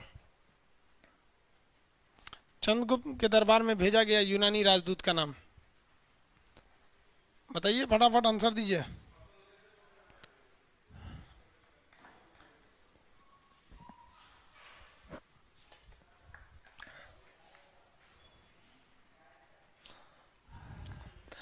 देखिए ध्यान से, चंद्रगुप्त मौर्य के शासनकाल में एक व्यक्ति ने आक्रमण किया था जिसका नाम था सेल्यूकस निकेटर। इसने आक्रमण किया था, राजदूत नहीं था। इसने क्या किया था? युद्ध किया था। किससे युद्ध किया? तो चंद्रगुप्त मौर्य से। लेकिन इसके गुरुजी का नाम क्या था? चंद्रगुप्त मौर्य के गुरुजी का नाम चाणक्य था। उसकी नीतियों से इसने उसको हरा दिया। और जब युद्ध में हराया ना, तो सेल्यूकस निकेटर जो था ये सिकंदर का सेनापति था। तो अपने आप को भी सिकंदर समझ रहा था सेल्यूकस निकेटर। सिकंदर का नाम अलेक्जेंडर निकेटर था। तो ये सिकंदर का क्या था? सेनापति था। सेनापति। इसने चंद्रगुप्त मौर्य पर हमला कर दिया। और यहाँ आने के बाद चंद्रगुप्त मौर्य के वहाँ हाथियों की बड़ी सेना थी। अरे भाई सिकंदर लौट के गया था हाथी के डर से, बकलो यहाँ आ गया। हमारे यहाँ का हाथी भांग पिला के हाथी को लड़वाता था सब। हाथियाँ भांग पी लेती थी ना, कचरते चलती थी किसी को ऐसे ऐसे मार उड़ के। यहाँ पे कचरा के देखा कि अब तो मरा जाएंगे। तो सेल्यूकस निकेटर कहा कि रे भाई साहब अब तो हम मरा जाएंगे। तो उसने क्या किया? अपनी बेटी को आगे कर दिया। कार्नेलिया थी उसकी बेटी का नाम। तो किसको आगे कर दिया? कार्नेलिया। हेलेन भी नाम था उसका। कार्नेलिया को आगे कर दिया। वो खूब बढ़िया बाल खोल के एकदम लहराने लगी। और चंद्रगुप्त मौर्य देखा, कहा कि अरे बाप रे बाप, हई कौन है रे भाई? तो देखा तो उसको देखते रह गया। तो कहा कि भाई देख सेल्यूकस निकेटर, तो हम ही लड़किया से ब्याह करबो, तो हमसे ब्याह करा दे तोरा छोड़ देंगे। तो मने मन कहा कि एकरे खातिर तो इसको लाइवे किए थे, हारने लगेंगे। हम जानते हैं तुम युद्ध की तलवार की लड़ाई में तुम जीत सकते हो, लेकिन दिल की लड़ाई में मेरी बेटी ही जीतेगी। तो उससे हो गया, शादी उदी हो गया उसका। लेकिन इसके मन में एक डर था कि भाई हम तो चंद्रगुप्त मौर्य से विवाह करने के लिए तो आए नहीं थे, तो कारणवश विवाह हो गया युद्ध हारने के कारण। तो इसने अपना एक राजदूत भेज दिया जिसका नाम था मेगास्थनीज। और सेल्यूकस निकेटर ने कहा था मेगास्थनीज से कि हमारी बेटिया ठीक ठाक से रहेगी ना? तो भाई ये बेटिया को खूब प्रेम करता था ये करने लिया गया। तो ये कहता था ठीक है महाराज, एकदम बढ़िया है। तो इसका राजदूत यही था, यूनानी राजदूत मेगास्थनीज था। और मेगास्थनीज ने मगध के बारे में एक किताब लिखा है। उस किताब का नाम है इंडिका। किताब का नाम क्या है? इंडिका। तो इसके दरबार में भेजा गया राजदूत का नाम क्या था भैया? मेगास्थनीज। कौटिल्य इसके गुरु जी का नाम था, इस ससुर जी थे, युद्ध करने आए थे। आगे बढ़ जाते हैं, मेगास्थनीज की किताब। अगला क्वेश्चन देखिए, मेगास्थनीज इंडिका किसकी किताब है? मेगास्थनीज की किताब है।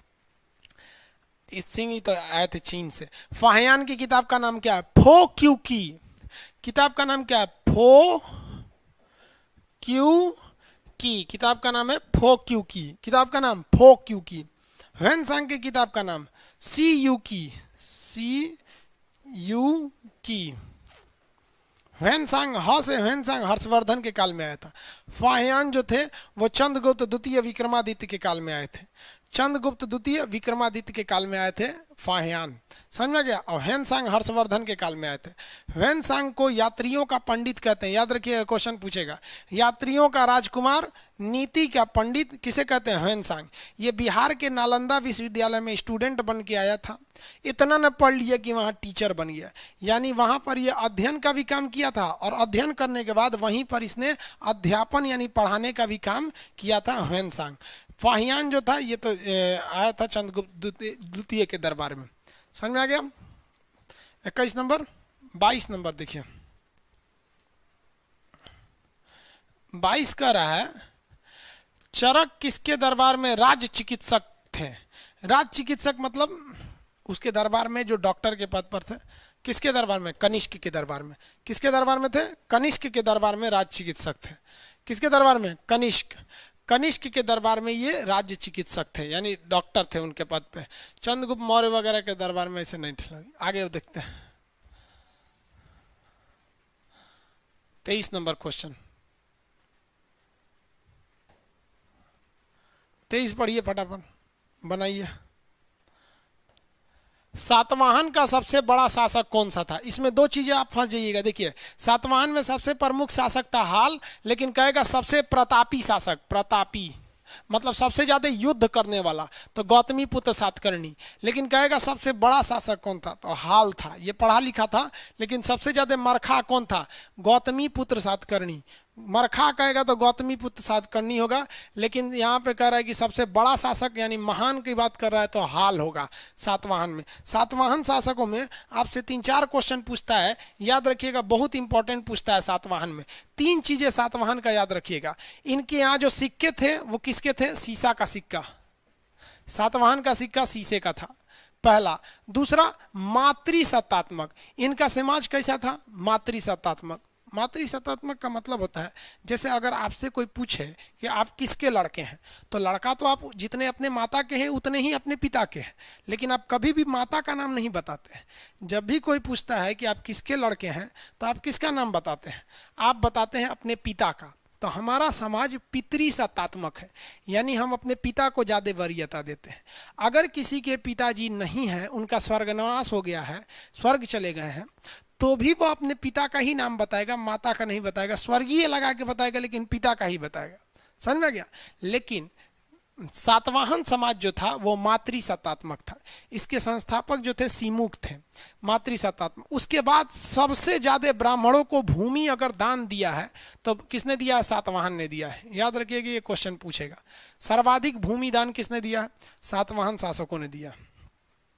सर्वाधिक भूदान देने वाला, ब्राह्मणों को सर्वाधिक भूमि देने वाला, सातवाहन शासक।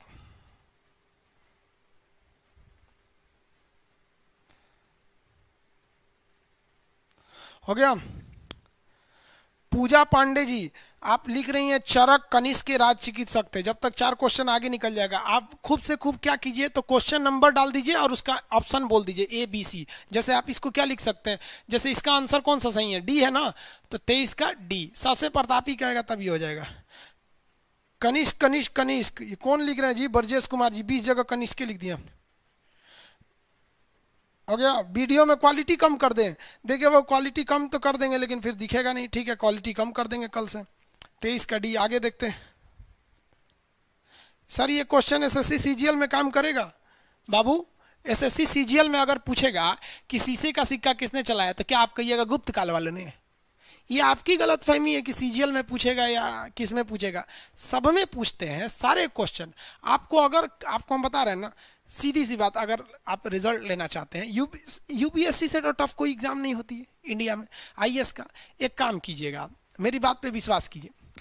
यूपीएससी के 5 साल का, कितने साल का, 5 साल का क्वेश्चन उठा लीजिएगा। कहाँ से उठाइएगा, देखिए आईएएस का मत उठाइएगा। यूपीएससी सीडीएस का भी एग्जाम लेती है, यूपीएससी एनडीए का लेती है, सीएपीएफ का लेती है, एससीआरए का लेती थी। जितने चीज़ों का यूपीएससी एग्जाम लेती है उन सारे का क्वेश्चन सेलेक्ट कर लीजिएगा और देखिएगा आपको 15 से 20 क्वेश्चन रिपीटेड मिल जाएंगे केवल 5 साल वाले में।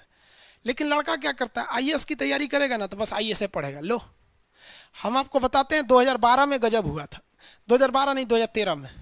2013 में ऐसे 4 क्वेश्चन थे जो सीडीएस में भी पूछा था, वही एससीआरए में पूछा था और वही आईएएस के एग्जाम में पूछा था।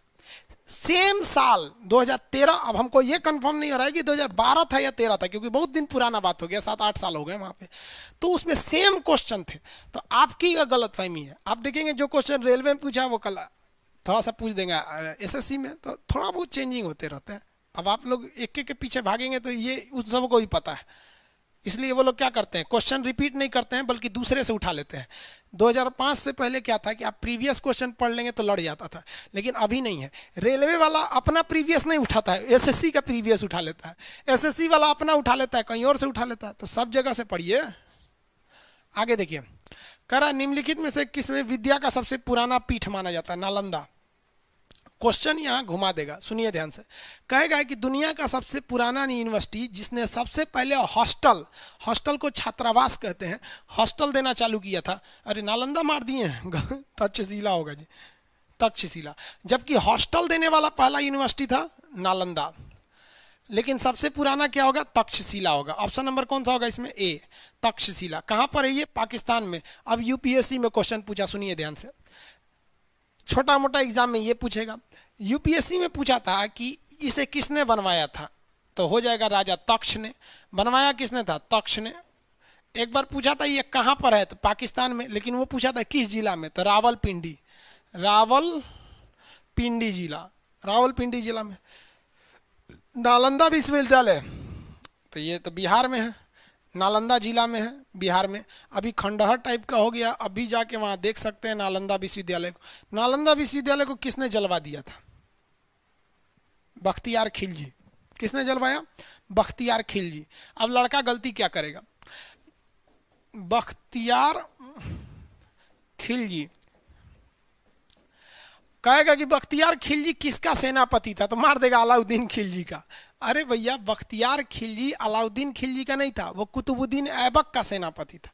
किसका सेनापति, कुतुबुद्दीन ऐबक का सेनापति था। बख्तियार खिलजी कुतुबुद्दीन ऐबक का सेनापति था।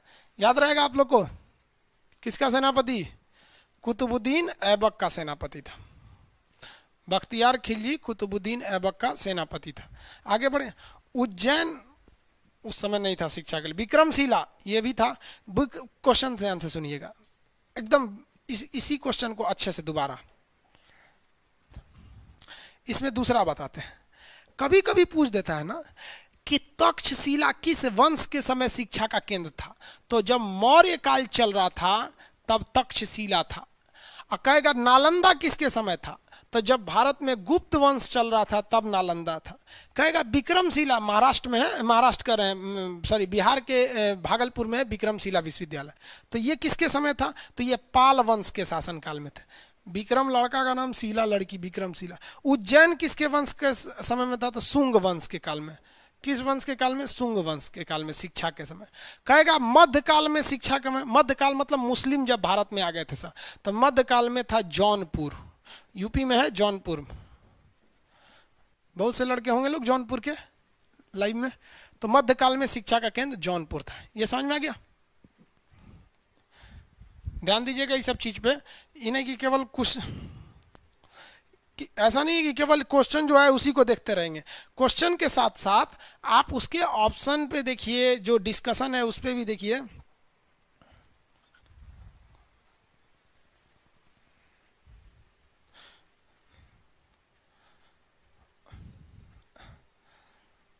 आगे बढ़े सर, हम बंगाल से हैं, ऑप्शन इंग्लिश में भी दे दीजिए।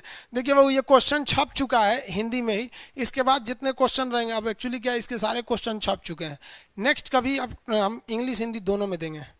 जूम करने में क्या प्रॉब्लम हो रहा है, भाई जूम करने में प्रॉब्लम हो रहा है ना, तो ये आपके उसमें प्रॉब्लम है। देखिए यहाँ पे जूम कर दिए, कहाँ कोई प्रॉब्लम हो रहा है। अब आप जिस एरिया में वहाँ का नेटवर्क कम होगा, तो अब हम यहाँ से नेटवर्क थोड़े देंगे आपको। जूम हो गया, और जूम आउट करना है तो जूम आउट हो जाएगा। यहाँ दबा देते हैं, जूम आउट हो जाएगा। हो गया जूम आउट, छोटा हो गया यहाँ पे। तो अब इसमें क्या प्रॉब्लम आ रहा है, वीडियो फुल स्क्रीन नहीं हो रहा है, तो आपके मोबाइल की दिक्कत है बाबू, पुराना मोबाइल होगा या नेटवर्क वहाँ नहीं होगा। आगे देखते हैं। गुप्त काल में चांदी के सिक्कों को क्या कहा जाता है? रुपयक। गुप्त काल में चांदी के सिक्के को रुपयक। कारसर पॉइंट जो थे वो कई चीजों के मिश्रण से बने थे गुप्त काल में। देखिए सिक्का से क्वेश्चन 2-4 पूछेगा, कहेगा कि सबसे पहले सोना का सिक्का किसने चालू किया? तो यूनानियों ने चालू किया। सबसे पहला सोना यूनानी ने चालू किया। कहेगा कि शुद्ध सोना, एकदम शुद्ध सोना, तो किसके शासन में? कुषाण काल में। कहेगा कि सर्वाधिक, सबसे ज्यादा यानी अशुद्ध सिक्का, किसी चीज को ज्यादा करिएगा ना तो अशुद्ध हो जाता है।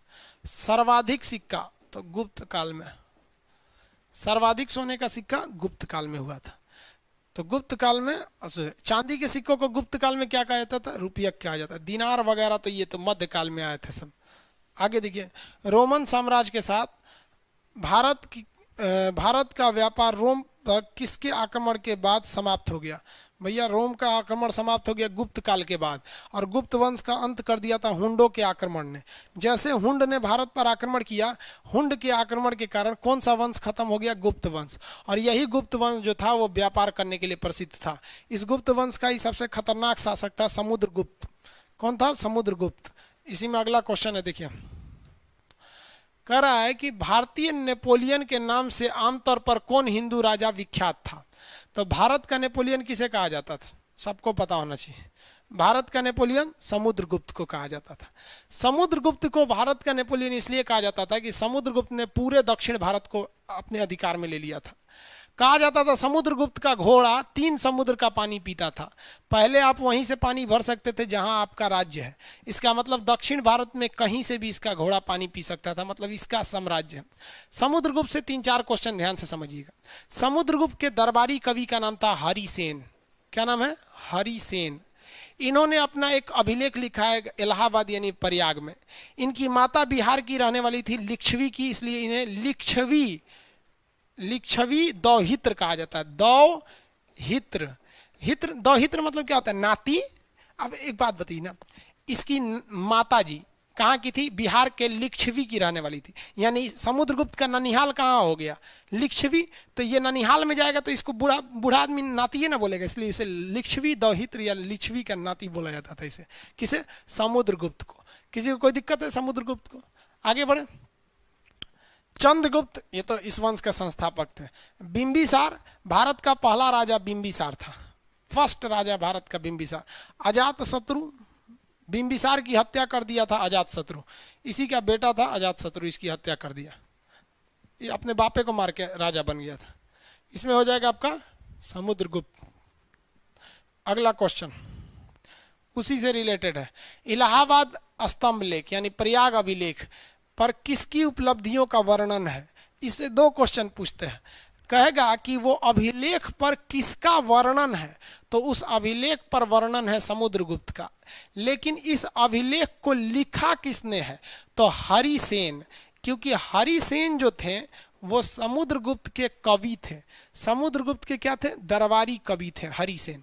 तो इन्होंने ही उस हरिसेन ने ही इसे लिखा है। किसी को कोई दिक्कत नहीं? हरिसेन। आगे बढ़े। मेघदूत किसने लिखा है? मेघदूत भाई कालिदास ने लिखा। मेघदूत कालिदास। भारत का नेपोलियन समुद्रगुप्त, भारत का शेक्सपियर कालिदास। कालिदास जो था ना, खाली रोमांटिक कहानी लिखता है, लड़का लड़की वाला बात। एक अग्निमित्र नाम का लड़का था, वो मालविका नाम की लड़की को फंसा लिया, तो ये किताब लिख दिया मालविका अग्निमित्र। यही सब कामें करता था कालिदास यहाँ पर। समझा गया? जितना ही लड़का लड़की वाला कहानी था सब कालिदास लिखते रहता था। आगे बढ़े। अभिज्ञान नाम का लड़का था, शकुंतला नाम की लड़की थी, दोनों फंस गया सब। इस किताब लिख दिया अभिज्ञान शाकुंतलम। खाली यही सब लिखा। लड़का लड़की बरसात के समय में बड़ा खुश रहता है, सब मिलता है, सब भरी बरसात में पी लेने दो, उठा के लिख दिया ऋतु संहार। ऋतु माने बरसात का ऋतु संहार। पार्वती जी का प्रेम हो गया शंकर जी से, इन दोनों लोग का, उन्हों को नहीं छोड़ा, लिख दिया पार्वती परिणय। तो खाली प्रेमे वाला कहानी लिखता था ये कालिदास, समझ में आ गया कि नहीं आ गया? इसलिए इसे भारत का शेक्सपियर कहा जाता है। एलोरा की गुफाएं हिंदू बौद्ध जैन तीनों के लिए, महाराष्ट्र में एलोरा की गुफाएं। पानीपत की लड़ाई कौन सी पूछ रहा है? पानीपत की पहली लड़ाई 1526, दूसरी लड़ाई 1526, तीसरी लड़ाई 1761। समझ में आ गया कि नहीं? पहली लड़ाई 1526। किसी को कोई दिक्कत? देखिए पानीपत का जो मैदान है वो भारत का अखाड़ा कहा जाता है, जिस तरह से यूरोप का अखाड़ा वाटरलू के मैदान को कहा जाता है। पानीपत एक्चुअली दिल्ली के करीब है, हरियाणा में है पानीपत यहाँ दिल्ली के करीब है।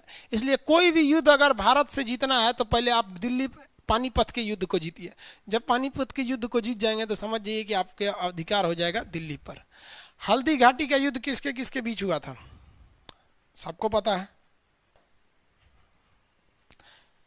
हल्दी घाटी का युद्ध 1776 किसके किसके बीच हुआ? अकबर और महाराणा प्रताप।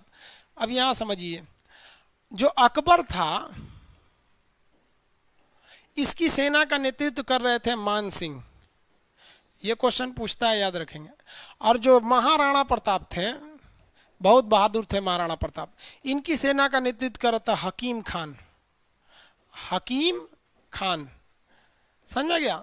ये भी बहादुर थे। लेकिन इसमें विजयी कौन रह गया? मान सिंह वाला। राणा प्रताप विजयी नहीं रह पाए थे, लेकिन इसका मतलब ये नहीं कि राणा प्रताप बहादुर नहीं थे। बात दो आ जाती है।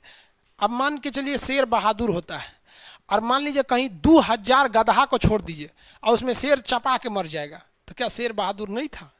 अरे होता है भैया, भीड़ कभी भी भारी पड़ जाती है, भीड़ भारी पड़ जाती है। बिहार में एक IAS अधिकारी को मुजफ्फरपुर में भीड़ में से गाड़ी में से खींच के मार दिया गया था, जान से मार दिया गया था। समझ में गया? लोगों ने समझा नहीं कि वो IAS अधिकारी है, लेकिन बिहार में पहले गुंडई भी बहुत भयानक थी। सोचिए IAS अधिकारी को मार दिया, तो आप क्या कहेंगे कि मुजफ्फरपुर के लोगों का पावर IAS से ज़्यादा है? अरे भीड़ भारी पड़ जाती है बाबू, वही हो गया था महाराणा प्रताप से। आगे देखते हैं।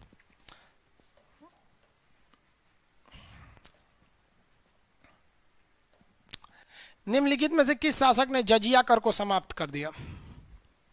जजिया कर, चलिए देखते हैं लोग जजिया कर के बारे में। क्या है भैया ये जजिया कर? जजिया कर क्या था कि एक हिंदुओं से लिया जाने वाला, यानी हिंदू नहीं कहेंगे, गैर मुस्लिम से, इसमें वो लोग जजिया कर देते थे जो मुस्लिम नहीं थे। चलिए ध्यान दीजिए जजिया कर के बारे में। सबसे पहले मोहम्मद बिन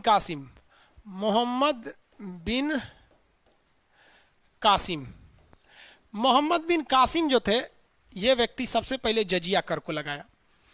जजिया कर क्या था? एक सुरक्षात्मक कर था, मतलब जो मुसलमान अगर जजिया नहीं देगा उस पर हमला कर दिया जाएगा, यानी अपनी सुरक्षा के लिए आपको क्या देना है? जजिया कर देना है। मोहम्मद बिन कासिम सबसे पहले इसे लगाया था, लेकिन इसमें 5 लोगों को छूट थी। जो छोटा बच्चा है वो कमाता ही नहीं है तो टैक्स कहाँ से देगा? जो बूढ़ा हो गया है वो भी टैक्स नहीं देगा, जो विकलांग है वो भी टैक्स नहीं देगा, और जो ब्राह्मण है, ये भी टैक्स नहीं देगा, क्योंकि ब्राह्मण का धन कहा जाता है भिक्षा। महिला लोग कमाइबे कहाँ करती थी पहले के समय में, महिला लोग टैक्स नहीं देंगे। तो मोहम्मद बिन कासिम ने जो जजिया कर लगाया था, इसमें ब्राह्मणों को उसने नहीं रखा था। लेकिन इसके बाद आया था आपका फिरोज शाह तुगलक। इसने टैक्स लगा दिया किस पर? ब्राह्मणों को भी शामिल कर दिया। ब्राह्मण को कहा कि ये लोग नहीं देते हैं चलेगा, लेकिन ब्राह्मण को भी टैक्स देना पड़ेगा। तो ब्राह्मणों पर जजिया कर लगाने वाला फिरोज शाह तुगलक। उसके बाद आया अकबर आया, तो अकबर का शादी हो गया जोधाबाई से। तो कहा जाता है कि एक माँ जो होती है 20 साल में अपने बेटा को जेंटल बनाती है, और एक लड़की उसी बेटा को 20 मिनट में मेंटल बना देती है। लड़की के चक्कर में कुछ हो जाता है। तो अकबर जो था वो जोधाबाई को बहुत पसंद करता था, और जोधाबाई अकबर को पसंद नहीं करती थी। एक्चुअली में जोधा की जो शादी हुई थी वो केवल अपने राज्य मेवाड़ को बचाने के लिए, उसने कहा था कि मैं शादी नहीं, एक तरह से कहिए तो बलिदान दे रही हूँ, अकबर से शादी कर ली थी। अकबर को वो शुरुआत में पसंद नहीं करती थी, लेकिन बाद में जोधाबाई की हर एक बातों को अकबर मानते रहा। अकबर कहा कि जोधाबाई कही कि बता तो अकबर, तोरा मुस्लिम धर्म के लोग बहुत बढ़िया है, तुम उस पर टैक्स नहीं दोगे, हमारे हिंदू धर्म के लोग टैक्स देंगे? हाँ, तो अकबर कहा कहाँ टैक्स दे, बच्चा को नहीं ले रहे हैं, बूढ़ा को नहीं ले रहे हैं, तो कहा कि एक काम करिए, हमरे साथे रहना है ना तो सबको टैक्स हटाइए, ना तो नैहर चल जाएंगे। लड़की से बड़ी धमकी देती है सब, नैहर की धाए दे, पता नहीं काहे नैहर भागती है सब। हाँ, लड़की नैहर काहे भाग जाती है सब। कमेंट कर रहा है सर पहिलका वाला के पास। अरे बकलोल कहीं के। चलिए ध्यान दीजिए, अकबर ने क्या कर दिया, जजिया कर को समाप्त कर दिया। अकबर के बाद आया खतरनाक शासक औरंगजेब। औरंगजेब को जिंदा पीर कहा जाता था, इसने जजिया को पुनः लागू कर दिया, जजिया को दोबारा लागू कर दिया औरंगजेब ने। इसको 100% समाप्त किया था मोहम्मद शाह, कहेगा जजिया को कंप्लीटली खत्म किया था मोहम्मद शाह। यही जजिया की हिस्ट्री रही है। कितने राजाओं का नाम याद रखना है आपको, 1 2 3 4 और ये 5, समझ गया। अब अलग अलग एग्जामों में अलग अलग डिजाइन से पूछता है, किसी में कुछ पूछेगा, किसी में कुछ। ब्राह्मणों पे जजिया लगाने वाला फिरोज शाह तुगलक, किसी को कोई दिक्कत नहीं, ब्राह्मणों पर जजिया लगाने वाला फिरोज शाह तुगलक। आगे बढ़े, जल्दी बढ़िए बाबू।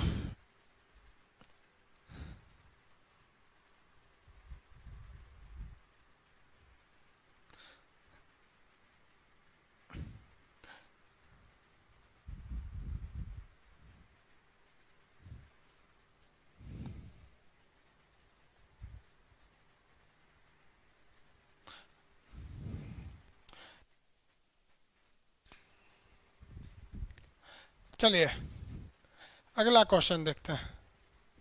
ब्राह्मणों पे जजिया हो गया, हाँ चलिए, इसमें बताइए तो कौन सा आंसर सही होगा, इसमें आंसर कौन सा सही होगा? है बलबन नहीं जी, निम्नलिखित में जजिया कर को समाप्त किया था। जजिया कर इसमें हो जाएगा अकबर, इसमें अकबर ने जजिया कर को समाप्त कर दिया था, अकबर। अगला देखिए, जजिया ने इसको समाप्त किया। किस मुगल बादशाह ने मुगलों की राजधानी आगरा से दिल्ली लेके चला गया? आगरा से दिल्ली ले जाने वाला राजा बताइए, देखिए ध्यान से। मुगलों की स्थापना बाबर ने किया था, बाबर के समय इसकी राजधानी जो थी आगरा थी। बाबर के बाद आया हुमायूं, ज़्यादा दिन शासन ही नहीं किया, दिल्ली के बाद चला गया हुमायूं यहाँ पर। हुमायूं के बाद आया अकबर, अकबर की भी राजधानी थी आगरा। अकबर के बाद कौन आया? जहांगीर, जहांगीर, जहांगीर कौन आया? जहांगीर, जहांगीर बादशाह। जहांगीर के बाद आया शाहजहां, शाहजहां की पत्नी थी मुमताज, मुमताज बेचारी मर गई। मुमताज इतनी सुंदर थी कि 14 को लड़का पैदा कर दिया ये शाहजहां, 14 को में 7 को मर गए, सो 7 को बचलते थे, सोचा फैक्ट्री बना दिया था। और इसने आगरा में खूब खूबसूरत ताजमहल बनवाया आगरा में। लेकिन जब जब ये ताजमहल को देखता था ना, इसको याद आ जाता था किसका? शाहजहां का, सॉरी शाहजहां के नहीं, अपनी मैडम का इसको याद आ जाता था। क्या नाम था उसका? मुमताज। कहा कि हम नहीं रह पाएंगे आगरा में, दिल्ली चलो। तो इसने दिल्ली गया शाहजहां ने, और दिल्ली में इसने बनवाया लाल किला, दिल्ली में बनवाया जमा मस्जिद, जमा मस्जिद, और आगरा में बनवाया ताजमहल। आगरा से राजधानी लेकर दिल्ली जाने वाला राजा का नाम शाहजहां था। समझ में गया कि नहीं? जहांगीर न्याय के लिए प्रसिद्ध था। किसके लिए प्रसिद्ध था? न्याय के लिए। इसको सबसे ज्यादा रुचि थी चित्रकला में। सबसे बड़का आवारा शासक था जहांगीर, जिस लड़की को देखता था उसको पसंद कर लेता था। इसका दिल नहीं था, होटल था, डेली कोई ना कोई चलाता था। अगला देखिए, इस साइड ना होगा,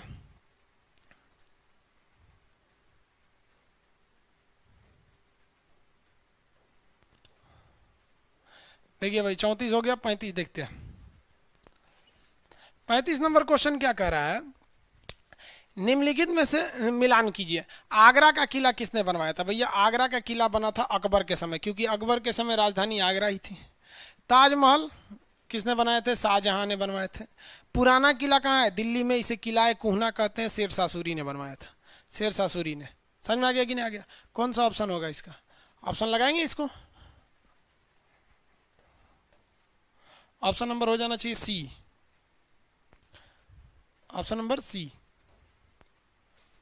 आगे देखिए, शेरशाह सूरी की मृत्यु कहाँ लड़ते समय हो गई थी? शेरशाह सूरी की मृत्यु कहाँ लड़ते समय हुई थी? तो कालिंजर नहीं है, ये रहा कालिंजर। कालिंजर कहाँ पर है बबुआ? मध्य प्रदेश में है। कालिंजर का पुराना नाम कहेगा तो महोबा, महोबा कालिंजर। अब ये कालिंजर में इसकी मौत हो गई 1545 ईस्वी में। कैसे मौत हो गई? तो इस कर्मफोर था ये, कौन? शेरशाह सूरी। कहा जाता है कि इंसान की जब किस्मत खराब रहती है ना, तो ऊंट पे बैठे आदमी को कुत्ता काट लेता है। वही हो गया किसके साथ? शेरशाह सूरी के साथ। शेरशाह सूरी ने कालिंजर जीतने के लिए कालिंजर के किला पर तोप से हमला किया। वो तोप का गोला गया एकदम कालिंजर के किला पर, और किला की दीवार से लड़ गया, और लड़ने के बाद वापस आ गया। ससुरा जब लड़ा न किला पे तब नहीं फटा, और जब वापस आया शेरशाह सूरी के पास देखे गोदामे में फट गया, जहाँ बारूद का गोदाम था। ससुरा चितड़ा उड़ गया इसका, मर गया बेचारा। हद है भैया शेरशाह सूरी। समझ आ गया? जिस समय शेरशाह सूरी हमला कर रहा था ये मर गया, उसी समय अकबर जो था बहुत छोटा था, महज 3 साल का था अकबर उस वक्त। अकबर के चाचा ने अकबर को तोप लटका दिया था किला के किनारे, और हुमायूं उस किला को तोड़ने के लिए तोप चला रहा था। सोचिए, पूरी दीवार गिर गई लेकिन एक भी तोप का गोला अकबर के ऊपर नहीं पड़ा। अकबर का नसीब बढ़िया था। शेरशाह सूरी दूसरे को मारा तो ऊपरे चला आया, मर गया बेचारा शेरशाह सूरी। मरने के बाद इसे मध्य प्रदेश से कहाँ लाया गया? बिहार में। आंसर बताइएगा लोग, बिहार में इसका मकबरा कहाँ पर है? बिहार में शेरशाह सूरी का मकबरा कहाँ है?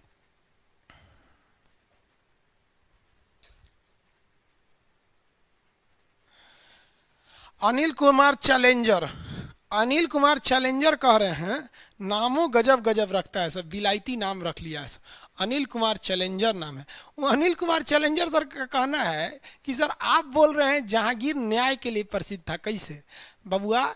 जहांगीर अपने बेडरूम से बाहर एगो जंजीर लटकाया था, उस सोना का जंजीर था, और कहा था कि अगर मेरे राज्य में किसी को अगर न्याय मिलने में तकलीफ हो तो जंजीर आके खटखटाना, हमारे बेडरूम में घंटी लगाए हिलने लगेगा, हम तुरंत दरवाजा खोल के आएंगे। क्या हुआ रे? तब बताना साहब बकरी चोरी कर लिया मेरा। समझ में गया? कोई ऐसा राजा अपने बेडरूम में घंटी लगवाएगा? हाँ, इसलिए वो न्याय के लिए प्रसिद्ध था। किसी को दिक्कत? आगे देखते हैं कितना नंबर होगा जी। शेरशाह सूरी हो गया। उस मराठा का नाम बताइए जो औरंगजेब से बहादुरी से लड़ा था। ये तो सब लोग बता देंगे। बताइए उस मराठा का नाम जिसने औरंगजेब से बहादुरी से लड़ा। आंसर दीजिए, जिसने औरंगजेब से बहादुरी से लड़ा। शिवाजी। औरंगजेब से बहादुरी से कौन लड़े? शिवाजी। औरंगजेब से सबसे बहादुरी से लड़े। ये 1664 में सूरत को लूट लिए थे। किसे लूट लिए? सूरत को। और फिर 1670 में दोबारा लूट लिए। शिवाजी ने सूरत को कितनी बार लूटा था? 2 बार लूटा था। शिवाजी गुरिल्ला युद्ध पद्धति से बहुत बड़े माहिर थे। अकबर कभी भी शिवाजी को हरा नहीं पाए थे। दक्षिण भारत में शिवाजी एक हिंदू राष्ट्र की स्थापना करना चाहते थे, और रियलिटी में देखिए औरंगजेब ने भी क्या कहा है कि मैंने हिंदुओं पे जजिया इसीलिए लगाया कि मैं शिवाजी से तंग आ गया था। तो ये बताता है कि शिवाजी ने औरंगजेब का कितना बढ़िया से उपाय किए थे। समझ में आ गया कि नहीं आ गया? शिवाजी को कभी भी औरंगजेब मतलब हरा नहीं पाया था, क्योंकि दक्षिण भारत की भूमि ऐसी थी, बीच में पहाड़ पड़ जाता था। यहाँ पर विंध्याचल, सतपुड़ा, अजंता, बीच बीच में नदियाँ पड़ जाती थी, नर्मदा ताप्ती। ये दिल्ली से आता था तो उतना नहीं हमला कर पाता था। तो इसमें कौन सा हो जाएगा? शिवाजी। समझ में आ गया कि नहीं आ गया? कह रहा है प्रथम आंग्ल मराठा युद्ध कौन सी संधि से समाप्त हुआ था? इसका आंसर देंगे आप लोग। गुरिल्ला युद्ध पद्धति क्या होता है? छत्रपति शिवाजी। हाँ, चलिए, सॉरी भाई, महाराष्ट्र के लोग हैं तो शिवाजी को छत्रपति शिवाजी बोला जाता है। चलिए, वो एक्चुअली पढ़ाई के टर्म्स में आदमी बोल देता है। हाँ, चलिए, शिवाजी को ऐसे क्या कहते हैं? छत्रपति कहा जाता था उनका, छत्रपति शिवाजी महाराज। गुरिल्ला युद्ध क्या होता है? एक भाई से आप पूछ रहे हैं गुरिल्ला युद्ध क्या होता है। देखिए, गुरिल्ला युद्ध की एक पद्धति है जिसमें क्या किया जाता है कि कोई पहाड़ी एरिया के पीछे अपनी सैनिकों को छुपा दिया जाता है। ये पहाड़ी एरिया है, यहाँ खूब सारे सैनिक को छुपा दीजिए पहाड़ के पीछे, और ये जो मेन लड़ाई का युद्ध है यहाँ पे लड़ाई लड़िए। अब ये बहुत बड़ी फौज है और आप छोटी सी फौज है, तो इससे कैसे लड़िएगा? तो गुरिल्ला से। इसको लड़ते रहिए, धीरे धीरे पीछे भागते रहिए, अचानक मत भागिए, नहीं तो भाग जाएगा कि पीछे ले जा रहा है। लड़ते लड़ते धीरे धीरे धीरे धीरे इधर घूमिए, भागते रहिए भागते रहिए, और यहाँ आके इधर भागिए यहाँ पे। और जैसे भागेंगे तो आपके पीछे ये वाली फौज आएगी, इन फौज की इधर से तीर से लेके निशाना मार ससुरा कोच दे इसको। गुरिल्ला युद्ध पद्धति शिवाजी के समय यही होता था। पहाड़ में से निकल के कहाँ से मार देते थे सब, इसलिए शिवाजी को पहाड़ी चूहा कहा गया। नाम सुने होंगे आप लोग। समझ में आ गया कि नहीं आ गया? किसी को कोई दिक्कत? 37 नंबर हो गया, आगे बढ़ जाए। यूपीएसआई के लिए क्या ये बैच है बाबू बताइए आप? हाल जीएस अलग से थोड़ी होता है, सबके लिए फायदा करेगा। लाइव चलने के बाद ये क्लास वॉल्यूम में रहेगा? हाँ बाबू रहेगा। लाइव चलने के बाद वॉल्यूम में असाइन कर दिए हैं लोग ने? हाँ रहेगा। आप लोग ये क्या नाम है, इसको हार्ड कॉपी बनवा लीजिएगा, क्योंकि आज बहुत लड़कों के पास हार्ड कॉपी नहीं है, इसलिए कई लड़कों को प्रॉब्लम हो गया। ठीक है, आज इस क्लास को इतना ही रहने देते हैं 37 क्वेश्चन पे, कल हम इसको और ज़्यादा बता देंगे। ठीक है, आज के लिए इतना ही, क्योंकि आप लोग भी भाई ज़्यादा थक गए हैं, फर्स्ट क्लास ही है। आप लोग को भी कई लोगों हार्ड कॉपी ही नहीं लिए, तो वो लोग बुरा मान जाएंगे कि सर ज़्यादा करा देंगे, तो बहुत ज़्यादा क्वेश्चन करा देंगे। आप खुद सोचिए ना बहू, अब ध्यान से समझिए यहाँ पर खुद से, कि आप लोग इसमें जितने लड़के हैं, वो कुछ लड़कों ने 11 रुपये में बैच को परचेज किया था जब ऑफर था तब, और बाकी लड़कों ने 51 रुपये में परचेज किया था। आपको पता है कितने क्वेश्चन आपको मिलने वाले हैं? 500 से ज़्यादा क्वेश्चन मिलेंगे भाई। अब आप बोलो इससे मिनिमम पॉसिबल क्या है? और हम बहुत अजीब से हो गए कि 11 रुपये का कई लोगों ने मिसयूज समझने करने लगे। तो ये आप ये 500 क्वेश्चन करेंगे तो ऐसा थोड़ी है कि एग्जाम में आपको कोई नॉलेज नहीं आएगा। डायरेक्ट क्वेश्चन ना आए वो अलग बात है, लेकिन इसमें जितना ऑप्शन बताएं हम आपको, कई चीज़ों से रिलेटेड चीज़ें उससे एक दूसरे से रिलेट कर करके बताएं, चंद्रगुप्त मौर्य के समय, तो ऐसा नहीं है कि आपको डायरेक्ट एग्जाम में आएगा। कुछ क्वेश्चन डायरेक्ट आएंगे, लेकिन हम जो आपको बता रहे हैं ये भी आएंगे, इसको भी रिलेट करके रखिएगा। आपको पता है जो व्यक्ति टेस्ट सीरीज से जुड़ा रहता है ना, उसको एग्जाम में 8-10 क्वेश्चन समझो भैया उसे फ्री में मिलने वाला है, एकदम समझ जाइए, क्योंकि उसके दिमाग में इतना बार वो रन किया हुआ क्वेश्चन है कि वो कभी भूलेगा नहीं। इसलिए टेस्ट सीरीज से जोड़े रहिएगा, और मेनली टेस्ट सीरीज का हम इसीलिए फी इतना कम रखें, वरना आप देखिए ना 11 रुपये आजकल क्या वैल्यू रह गया है। इसमें जीएसटी है, फिर टैक्स भी इसी में, हमको आपसे थोड़ी ना लेते हैं 51 रुपये में। समझ में आ गया? चलिए खैर, आप लोग इसका सदुपयोग करिएगा, अच्छा है। 98% पढ़े लिखे लड़के रहते हैं, लेकिन 2% ससुरे पढ़ते नहीं हैं, उल्टा सीधा काम करते हैं, उन पे ध्यान नहीं देना है। हम लोग नेक्स्ट मिलेंगे इसी टाइम पे 6 बजे से लेकर 6:05 के बीच में कभी भी आपका बैच स्टार्ट हो जाएगा।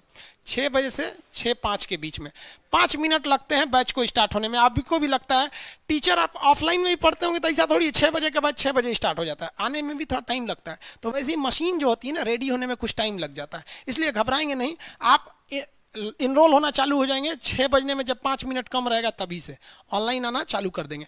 नहीं तो क्या होता है कि अगर एक्यूरेट 6 बजे बैच स्टार्ट करेंगे ना, तो अचानक जितने लड़के एडमिशन लिए हैं टूट पड़ते हैं, सर्वर बैठ जाता है इसे धबाक से इसे, फिर आप कहेंगे कि खान सर सर्वर नहीं चल रहा है आप ही लोग की वजह से सर्वर गड़बड़ा जाता है। ठीक है, मिलेंगे हम लोग अब नेक्स्ट क्लास में, तब तक के लिए जय हिंद।